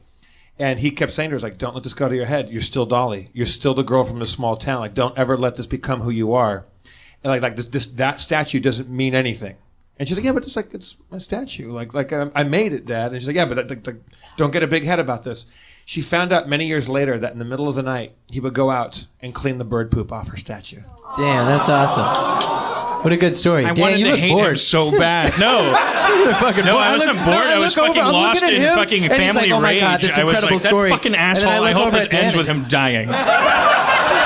I was like, no, what you were seeing was me go my therapy exercises. I was like, he loved that dick. statue more than anybody else because it was his little girl and he wouldn't let any bird shit on her. And it was fucking great. All right, well, let your little girl think she's bigger than your So town what were you if going she to gets ask a me? statue. Before I pissed, I took a piss. Oh, well, yeah. Tell me about when you say you're going to make an album now, which is a dying art. Because like when we grew up, albums were a thing that a story got told, or even if they didn't mean to tell a story, they would arrange the songs in a way that if you could play a record from front to back on the first side and flip the tape or flip the record or whatever, like you were going through this journey. So like if you're one of those people, and you who's would bringing clean your weed on the if it was a like total concept album, it would fold it open, and you could clean your weed because you pinch it up here and the seeds rolled down into the middle.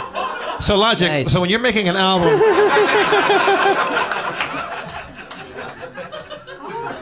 Like, how do you approach that? And also, is there like, that's where you think the market is right now? That you think that people will No, the dig market's that? 100,000,000% not into the album. The market is into singles and EPs and fucking make as much money as you can as quick as you can. And once again, that's where I had to defy the odds. I mean, even with my last album, it was a rap album about space. But I mean, imagine me walking into Def Jam, okay? Like, Def Jam, and being like, yeah, so I got this cool idea about, like, space and rap. How's that? And they're like, what? And I'm like, fuck you guys, it's happening. Are there any... shit. Are there any... There's a lot of amazing stories throughout music history of one person, one of the few great artist-loving record producers, like label people, that would stick their necks out and say, "No, we need to make this record because this is going to be important." And the top of the head of Capitol Records said, "No, nobody wants to buy that shit." But it ends up being Dave Brubeck's Time Out, the biggest jazz record of all time. Wow. That nobody ever wanted to make. Are there still people that you think, do they even exist in the record industry that would stick their necks out and support an artist doing that? No. Or just because there's no money in it? No, it's not that. It's like, who supported me was my manager, but he's also my best friend. So I'm signed to an independent visionary music group, and through that we did a partnership with IDJ, which is Def Jam, which is then Universal, is this whole fucking matrix. And yeah, I mean, we had to defy a lot of the odds. There was a lot of things that they were like, we don't want to do this or we don't want to do that, and we were like, fuck you, gonna do it anyway. Right. And we did it. And the reason we had that leverage is because of the things like the mixtapes. My man's checking Twitter. Because I'm just kidding. I'm joking. The moment a guest turns towards me, Dan checks right the fuck out. Nice. But obviously that's my luxury. I'm sorry, I'm visible that I was checking on our sponsor to see if what the fuck we're supposed to say about their product. Nice. I wanted you guys to be doing what you're doing. Oh, It was okay. good. All right, It was yeah. a good opportunity for me to look at this. All I'm right. sorry. Yes. I don't Please even keep know talking. what we were talking about. We're talking about the album making process now. Yeah. So is your next one? Can you say is it going to be another like thematic? It's Bowie-esque it's- Ziggy Stardust journey into. There is a huge theme. I'm really excited about it. I wish I could give you the title now, but I can't. Is it called Crumb Rumblers? Because that would be fucking. No, you know awesome. what? I will give you the title to my next album. Well. Exclusive. Looks like there's a Harmontown exclusive here. This is a real thing, because you know what? Because everything that we've been talking about, I think it'd be great, and it's not too crazy. It's just the title. Before I give you the title, I want you to know that it is a word that I created. I formed to. No, it's not that word. Nas did that. But it's two words that I put together, and basically the definition of it is the cultural evolution of man, from scientifically proven, the first man and woman from Africa, and then how over time culturally evolving into a lighter and lighter and much more fairer skin. So the album is going to be called Africarian. And it's real shit, and it's about me being black and white and seeing life from two sides, and once again about that cultural evolution and how you can go from the darkest of skin to the lightest of skin, or the Aryan Brotherhood, if you will, who believe that they're pure of blood, when at the end of the fucking day we all have that in our blood, and we all have so many different ethnicities in our blood, no matter how pure we think that we are, and that at the end of the day life should be about peace, love, and positivity and equality for all, every man, woman, and child that walks the earth, and that's what I'm saying on this entire album. I'm gonna buy that record. I'm gonna buy that record. Here. Exclusive. Yeah. I think what you're saying is that humanity could use a good shave. And they need to understand that they need to stop thinking that they need to choose between price and quality to get an amazing and affordable shave. No, that's like legit. Like, that's what the fucking album is about. Yeah, exactly. That is like exactly what it's Dan, about. I'm sorry to interrupt, but you're not talking about Dollar Shave Club, are you? Wait, no.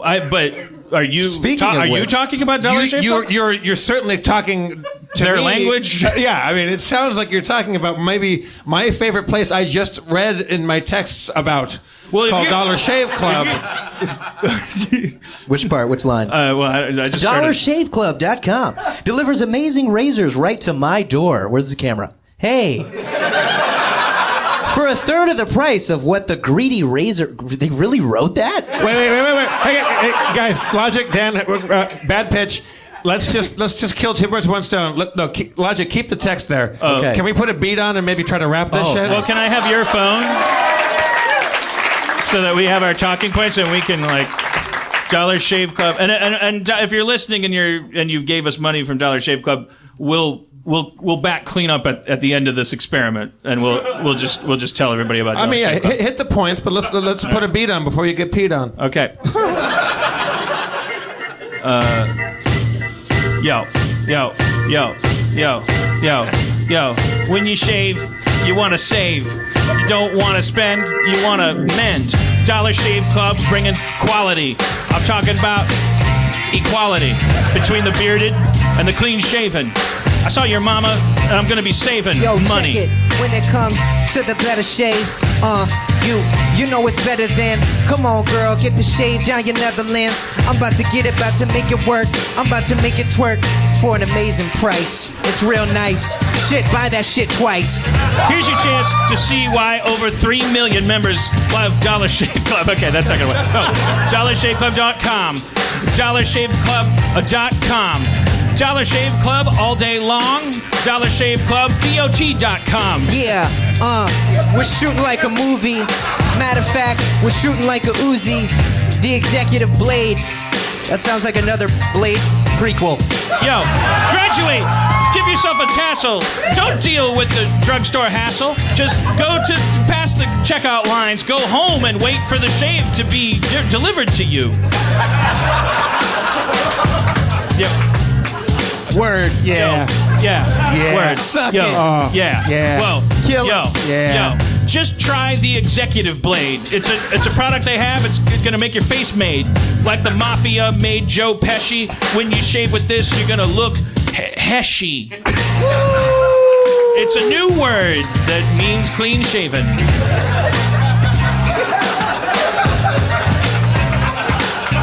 Dollar Shave Club is confident in the quality of their product. You can get your first month for free. Yo, you don't even have to give them pee. Just pay shipping. Just pay shipping?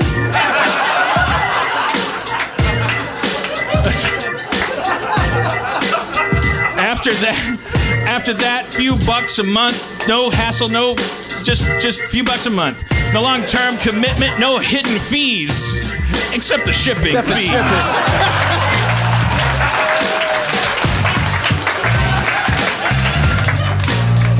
Yo. Go to DollarShaveClub.com/Harmontown. You're gonna turn the thing that's hiding your frown upside down and then off your face. Put it in the basket and take it to a race. Black, white, need to get together. Tickle your skin like a feather. Oh, you're so soft. I don't know you're ethnic. What? I thought you'd take it. I thought you'd take it from there. You know what I'm talking about. You actually offended Logic then. You offended like both of my races. My phone went dead. At the same time.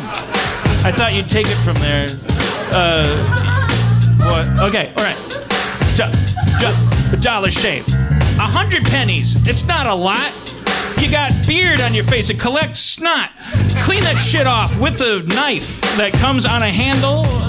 For all your life, you're gonna feel younger and more executive. Don't wreck. You give. Yo.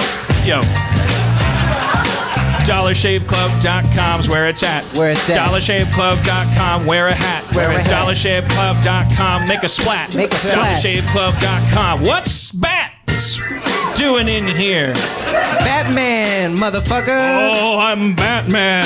Batman and Robin. Yo, I'm Batman. Batman. Yo. Ooh. Yo. Yeah. About to switch it up. Yeah. Bat rap. It's the Full House Bat rap rap. beats right here. Oh, shaving bat rap. Yo, check it. I'm about to fucking rap this bad. I gotta get it like that. This is how we do it. Gotta shave my face for saving grace. This is how we do it, man. Pardon. I'm about to chill with my homegirl, Dolly Parton. Yeah, bring it back again. This is how we gotta do it when we're necking them. I don't even know what the hell I'm saying, so I'ma pass it to my man. Don't be playing. Yo, when your life I'm saving. My face I'm shaving. I can't turn my head, so you know when I shave I don't like to spend bread. The Dollar Shave Club is where it's at. It gets sent to the Bat Cave and that's where it's at. So I use it on my face and I go out and I save people. I prefer to think of all race. But I have had some criticisms. But I would blame that on crime. I'm not going to do quota vigilantism. That doesn't get us anywhere. I had white parents. They got killed. Got killed. Yo, they got killed. Got killed. Yo, when their parents got killed, that was ill. It was ill to kill my parents before I had my parenthood fill. Bruce Wayne. When I'm just like a bat, you think you know that it's all about that, but I just want to put fear in the hearts of enemies. I fucked your mama so hard, she's now a friend of me. Yo, I made her pussy go wide, and Batman's inside. Made a little Robin, pulled it out, gave him a costume and said, run about. Be my sidekick, help me fight crime, but I'm gonna stay in the cave and bust some rhymes with logic. Logic. Nice. Batman, logic. So I was, all right. Woo! Yeah. That was epic.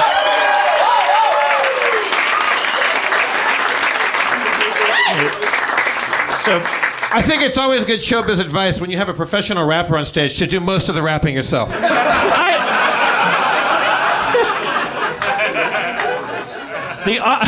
Look, let's clean up some details. I think we covered most of it,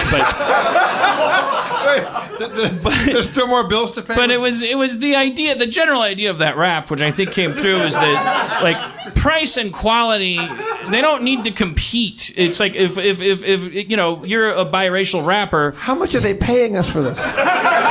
Wait, no. How much are they paying me? Because exactly. We're gonna kickstart your fourth. Not this next album. You've got that the one after that. Then your next album has to be all about shaving. Can I get that Dolly Parton feature though?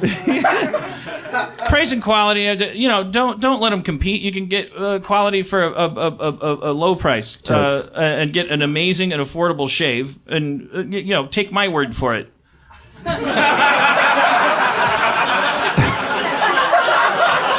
MC shaves a lot. I shave constantly. Show me your glistening balls. Right. Yeah. That's. No, that's dirty. You need to be shaved. Oh, punchlines. You did not just go there, girlfriend. Oh my goodness, I shave girl. my balls so much with Dollar Shave Club that I need MeUndies to cradle them. Or I'd get like cotton burns. No, those two companies are total rivals. It's like Pepsi and Coke. They're owned by. But they work so well together. That's yeah. like telling me Doritos and Taco Bell don't get along. Come on, have you met them? That was witty. That was great. I mean, come on, they got the Doritos Locos. That was a great joke. DollarShaveClub.com's the answer.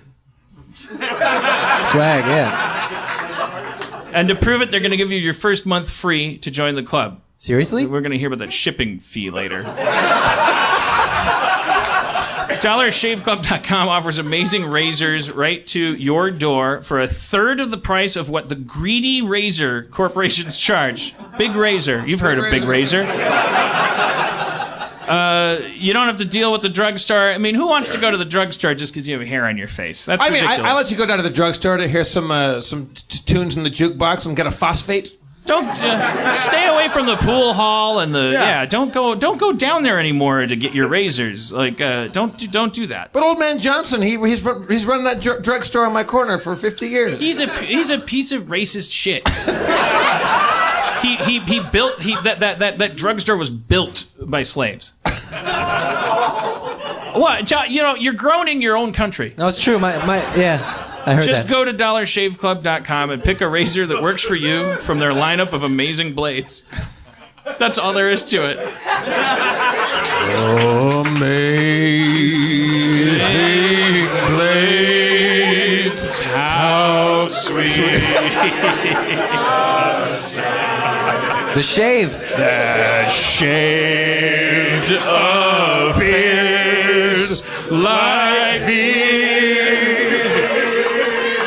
Nice. I once there's still more. had a beard, but now I shaved.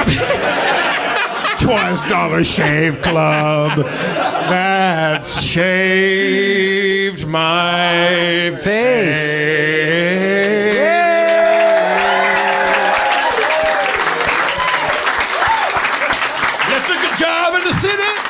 So you get your first month for free. You sign up for it. You just pay shipping. After that, it's a few bucks a month. No long-term longest commitment. ad. You can shave faster than this ad. Get yours. DollarShaveClub.com/Harmontown. There is no promo code. You guys were texting me, do the promo code. The promo that you go to DollarShaveClub.com/Harmontown. You gotta do it like the guys in the commercial that are like super fast. Yeah, okay. Did you hear it now on radio ads? They actually speed it up with the fucking. So it's like it's actually you're just listening to this ridiculous like. Yeah, It's definitely. crazy. They used to have to get that Micro Machine guy. You don't know what I'm talking about.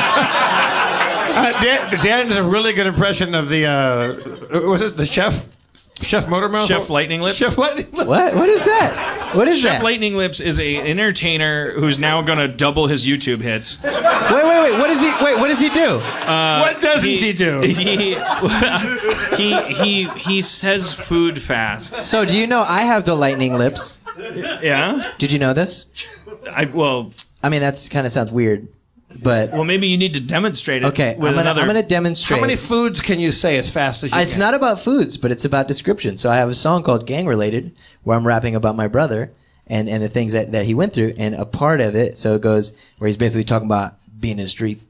But it goes, get down or lay down, hit you with the Beretta, you better stay down, stray shots at the playground, living how I'm living with the life that I'm giving. Anybody that's riding with me, I'm riding with them. Show me the enemy and I'ma hit him. The second I bid him, I get him and hit him with the venom. Ain't no need to pretend, I'ma never do it. I knew it, already been through it. I do it for the street, for the fam, for the life, anybody that's gang related. And when I go do it on stage, I say, in one breath, get down or lay down, hit you with the Beretta, you better stay down. Straight shots in the playground, living how I'm living with the life that I'm giving. Anybody that's riding with me, I'm riding with him. Show me the enemy and I'ma hit him. The second I bid him, I get him and hit him with the venom. Ain't no need to pretend, I'ma never do it. I knew it, already been through it. I do it for the street, for the fam, for the life, anybody that's gang related.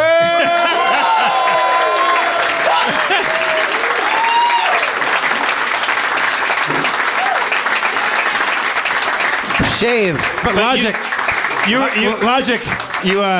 you brought a knife to a gunfight because you haven't heard Dan do Chef. I'll tell you, when I talk about life in the streets, like one thing that I'll say is, I know you're a brother, but I know another, and I have a brother that's another that doesn't get his druthers. Because society is trying to smother the brother that's another with that doesn't get what he wants. For sure. But when I'm on stage, sometimes I go, a brother with another guy. But then I'll stop and go, starting over. A brother with another, it's like some other. Yeah, I mean, I'm sure what you do is fine. It's like so fast that we can't even register. A brother with cheesesteak. It's just so quick. Micro Machines. I gotta. Well, here's my serious question. So when you do something like that, is that so? In that instance, are you? Do you think phonetically when you're writing, you must go, when you're writing lyrics, you go, I think this is something a lot of people don't understand, that only you and I get, is that it's not about, like, it's not, you don't just go like, oh, I'm going to rhyme the word milk, so then I'm going to say silk at the end of this thing. It's like this phonetic, like the entire time. So I studied obviously like the dictionary and the thesaurus as a kid. So, it's just like living, given, just like these words that sound good. Jeremy Piven. You know what I mean? But there's a difference between just saying some shit. So I have this thing where I kind of have fun with it. So basically that's a real thing. You guys heard me say it, and it's kind of depicting this, street lifestyle that this guy is living, and I'm preaching to not live that way and not have to deal with that. But then there's fun ones. So like I could do little freestyles and be like, yo, it's LOGIC chilling in LA from MD. The second I get it, you know who we be, right? And then at the end, I'll end it and be like, cause I'm ripping and living, like almost like some Jack the Ripper. I said I'm ripping and living and striving, the killer, the ripper. He's calling what goes when he flow. And this is where it's all just kind of syllable and just fun. Calling what go when he flow. And he's pursuing it, doing it, moving it, grooving it, stopping it, rock, like all like just kind of flexing and having fun. But when I say it back really fast, It's just rip it, live it, strap it, kill it, rip it, call it, go, when flowing, you know, he be sewing it, doing it, moving it, grooving it, snapping it, rocking it, talking it, walking it, flipping it, ripping it, mother to fucking it, screwing it, mother to go, and buy it, then break it, roll it, then lick it, and smoke it, choke on it later. So, but what this is. It's like a roulette wheel. Yeah, totally. It's like Price is Right. A card and bike spoke. That's fun because like me, it's almost like solving a Rubik's Cube. So like next time, hopefully I can come and I'll do it. But it's all about algorithms. It's like muscle memory or playing the drums. It's about super logic. fun. It's about logic. Anyway, but what you do is you memorize this and you just do it over and over and over. And so when you are on stage and you are performing, you know, I slaved away on that gang-related verse, the first one that I did. That is a real thing that I did. This one's just like jerking off, you know. This one's just like all these people who have no idea. I'm just like, yeah, ribbit, live it, strap it, kill it, ribbit, call it, and I'm taking these fun words and putting them together. But they're like, oh my god. So it's like cheating. But that's for fun though. I actually do it. Right. But that's just like the fun. But not cheating at all because your listener is going, wow, he talks fast. Like it's that you're talking about like, oh, but to add meaning into that, to add a narrative, and then you're talking when you're jerking off, you're doing like, well, this word and that word are I'm still forming sentences, but it's more fun, you know, like even the Do you ever do one braggadocio. that's super fast, but you're just actually like talking shit about somebody, they don't know it? Like you're just like or just like say some like real satanic shit in there? No, I don't think so. Like ribbit and root Shave Brave. Well, this is what I wanted to do. Is that what it's called? Shave Brave? Dollar Shave Club. Dollar Shave. Oh, Dollar Shave Club. Brave is Shave Brave. Shave Brave. I think that's a new Autobot from Transformers. Brave. Be brave to shave. Shave Brave. Wait, what the fuck is it called again? Get over on those. Shave Brave. Dollar Shave Club. DollarShaveClub.com. Nice. Harmontown. So let me ask you a question real quick. If this person like this company they sponsor you, but you like, can you like make fun of them? Are you allowed to do that? I think we're about to find out. They'll either be back or they won't. I don't know if we offended MeUndies. Dollar Shave Club. That's like the first rule of Dollar Shave Club. We just totally fucked that up. Yeah. But I think the beauty of the new world is it's like, well, there's always going to be. It's like it's more of a buyer's market in the sense of like, you know, hey, there'll be another shave club. Hey, if it's a dynamic industry. Hey, can I just say that I was like super nervous to come out here? And no, I'm serious. I was so nervous, man, because like this isn't my your jam. The kids say. Go ahead. Let me teach you some street culture. It's not your jam. It's not your jam. What? It comes it's not my jam. I get it. It comes from jelly. I'm and you're not making 6. like sandwiches. Like this isn't my jam. But yes, this isn't my jam. Like this is kind of, you know, this is like fun and you know, and comedic. And also I do want to just say that I appreciate you kind of like letting me talk about you know, some more serious stuff as well. But to everybody in the crowd who might not know me, I just want to say thank you so much for even like sitting through this and you know, and I really appreciate it, and this is fucking awesome, and I hope maybe Massa that I can come back. Oh yeah, absolutely. Yeah, you should come back all the time. But I think we should conclude with this is what I was getting at earlier. It was like our lives are intersecting. When we go to the moon, and you did this sci-fi rap thing. It's about exodus from the earth and stuff. So I think like you could help us create like a Harmontown anthem that should probably be hip hop. And it's like we'll close with that, and then we'll go. This is not going to go well. But I think it will because. Well, let me ask you real quick, Dan, to cut you off. You said you're nervous to come out here, but are you nervous when you go on stage at the Forum? What's that? 40,000 people? What do you got there? It wasn't 40,000, but you know, some of the shows we did, they were like 20,000. Yeah. Are you nervous when you go on and do your own thing, or you know? Not really. You're prepared. If I haven't done it in 3 months, and then I have like a one-off show or a festival, I get like, oh man, I'm excited. But as soon as I touch the stage, it goes away. But this is different. But it's not a bad thing. It's actually really nice because there's less and less things. Since not to sound any type of way, but like, you know, like the last time, this is gonna sound crazy. The last time I felt how I felt like sitting back there, it was when I performed on Jimmy Fallon with the Roots for 9 million viewers. And it's because I've performed so many times in front of so many people and this and that like I'm used to that. Performing on television was crazy. Doing this, like, you know, I watched, and I was telling Dan this, like, I wasn't really hip to all of this. Obviously, I knew Dan, and I love Rick and Morty, and I know Community, and you know, all these different things. But I didn't really know about this world. And I did my homework, and I watched fucking Harmontown. I watched the documentary. I watched everything, and then I got real scared. Like, oh shit, I can't fuck this up, you know. And so it's just Clearly, in the meantime, I'm diligently listening to all your albums. Yeah, totally. I came so prepared. But yeah, no, I think they would. I mean, I know that you are like cut out for podcasting. Like you should be, because it's just your cup runneth over. Jesus, I'm drunk. You have leftovers. You're practicing a craft on stage, and on your albums, you're putting those things together meticulously. And it's not a waste of all of the when you're 80 years old and you're a hologram, like, if you want to avoid going like, oh shit, man, I was chugging, and how much of that smoke went into albums and things that I took so preciously, it's like, you're fun to listen to just having coffee, so that's what podcasting is. Like, I've thought about it. I've really thought about starting one. All that butter and dog pizza and put it in. Dog pizza. Logic, what he's saying is stop selling out and making all this money on records and just really get into the podcast world. No, it's a side. Join my clique. Join my company. It's something to do in the meantime. I've thought about it. The voices out of your head. No, I've thought about it. I thought how it could be something that'd be really fun and maybe to do like once a month and just, and just have fun. But here's the real fucking question. Don't do it with Earwolf. So. I thought that's what he was going to ask. So if I start my own podcast, will you two come be on one of my episodes? Of course, that's part of the. Yes. Okay, cool. Nice. Yes. All right. Lay a beat on. Let's do the Harmontown anthem. Zach, pick a beat for us, please. This is what's going to play at all the Harmontown events that are non-sporting. So wait, I'm joining in on this? How's this working? Well, you're going to be the main person. I'm gonna do like a. I'm gonna throw it to you and you're suck my dick. Yo, Harmontown going down. Where the fuck's the drum? Wait for it. Anticlimactic. Yeah. Building suspense. Oh shit, build that suspense. Building suspense. Pregnant it's like pause, having y'all. sex in the wood. It's fucking intense. Yo, we in Harmontown going down. It don't matter if you white as fuck or dark brown.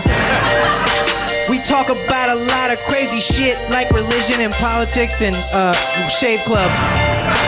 I'm about to keep it going now. I said I'm about to keep it going now.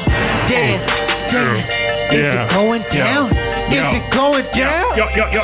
My name is ED209. You have 10 seconds to comply with all of my rhymes. I am the future of law enforcement. Enforcement droid. I can't stand and sit. If I do, I get a hemorrhoid.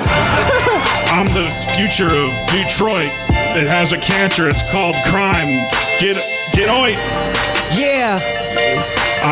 What the fuck happened there? Anyway. Yeah. Already know. Coming from above. You need to share, homie. Do you believe in love? I'm about to keep it going.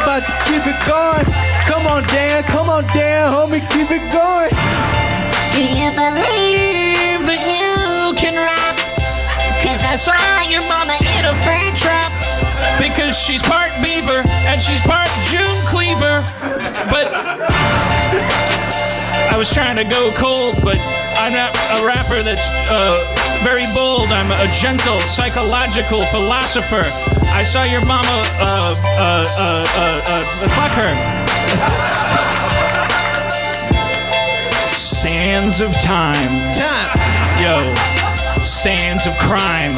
Wash your hands of the crimes with the rhymes. Suck it.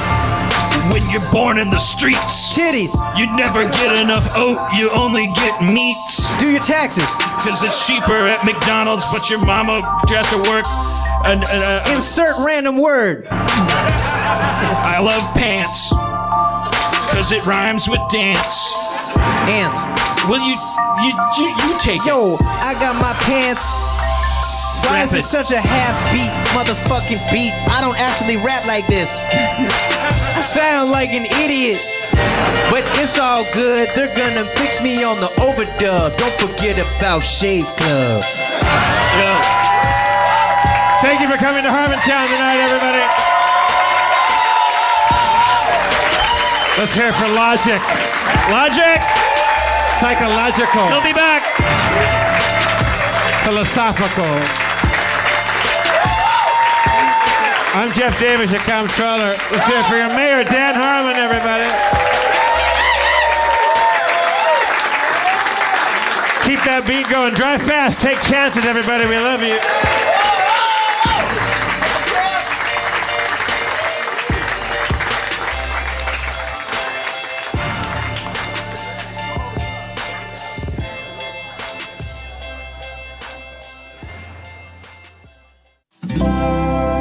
Feral Audio.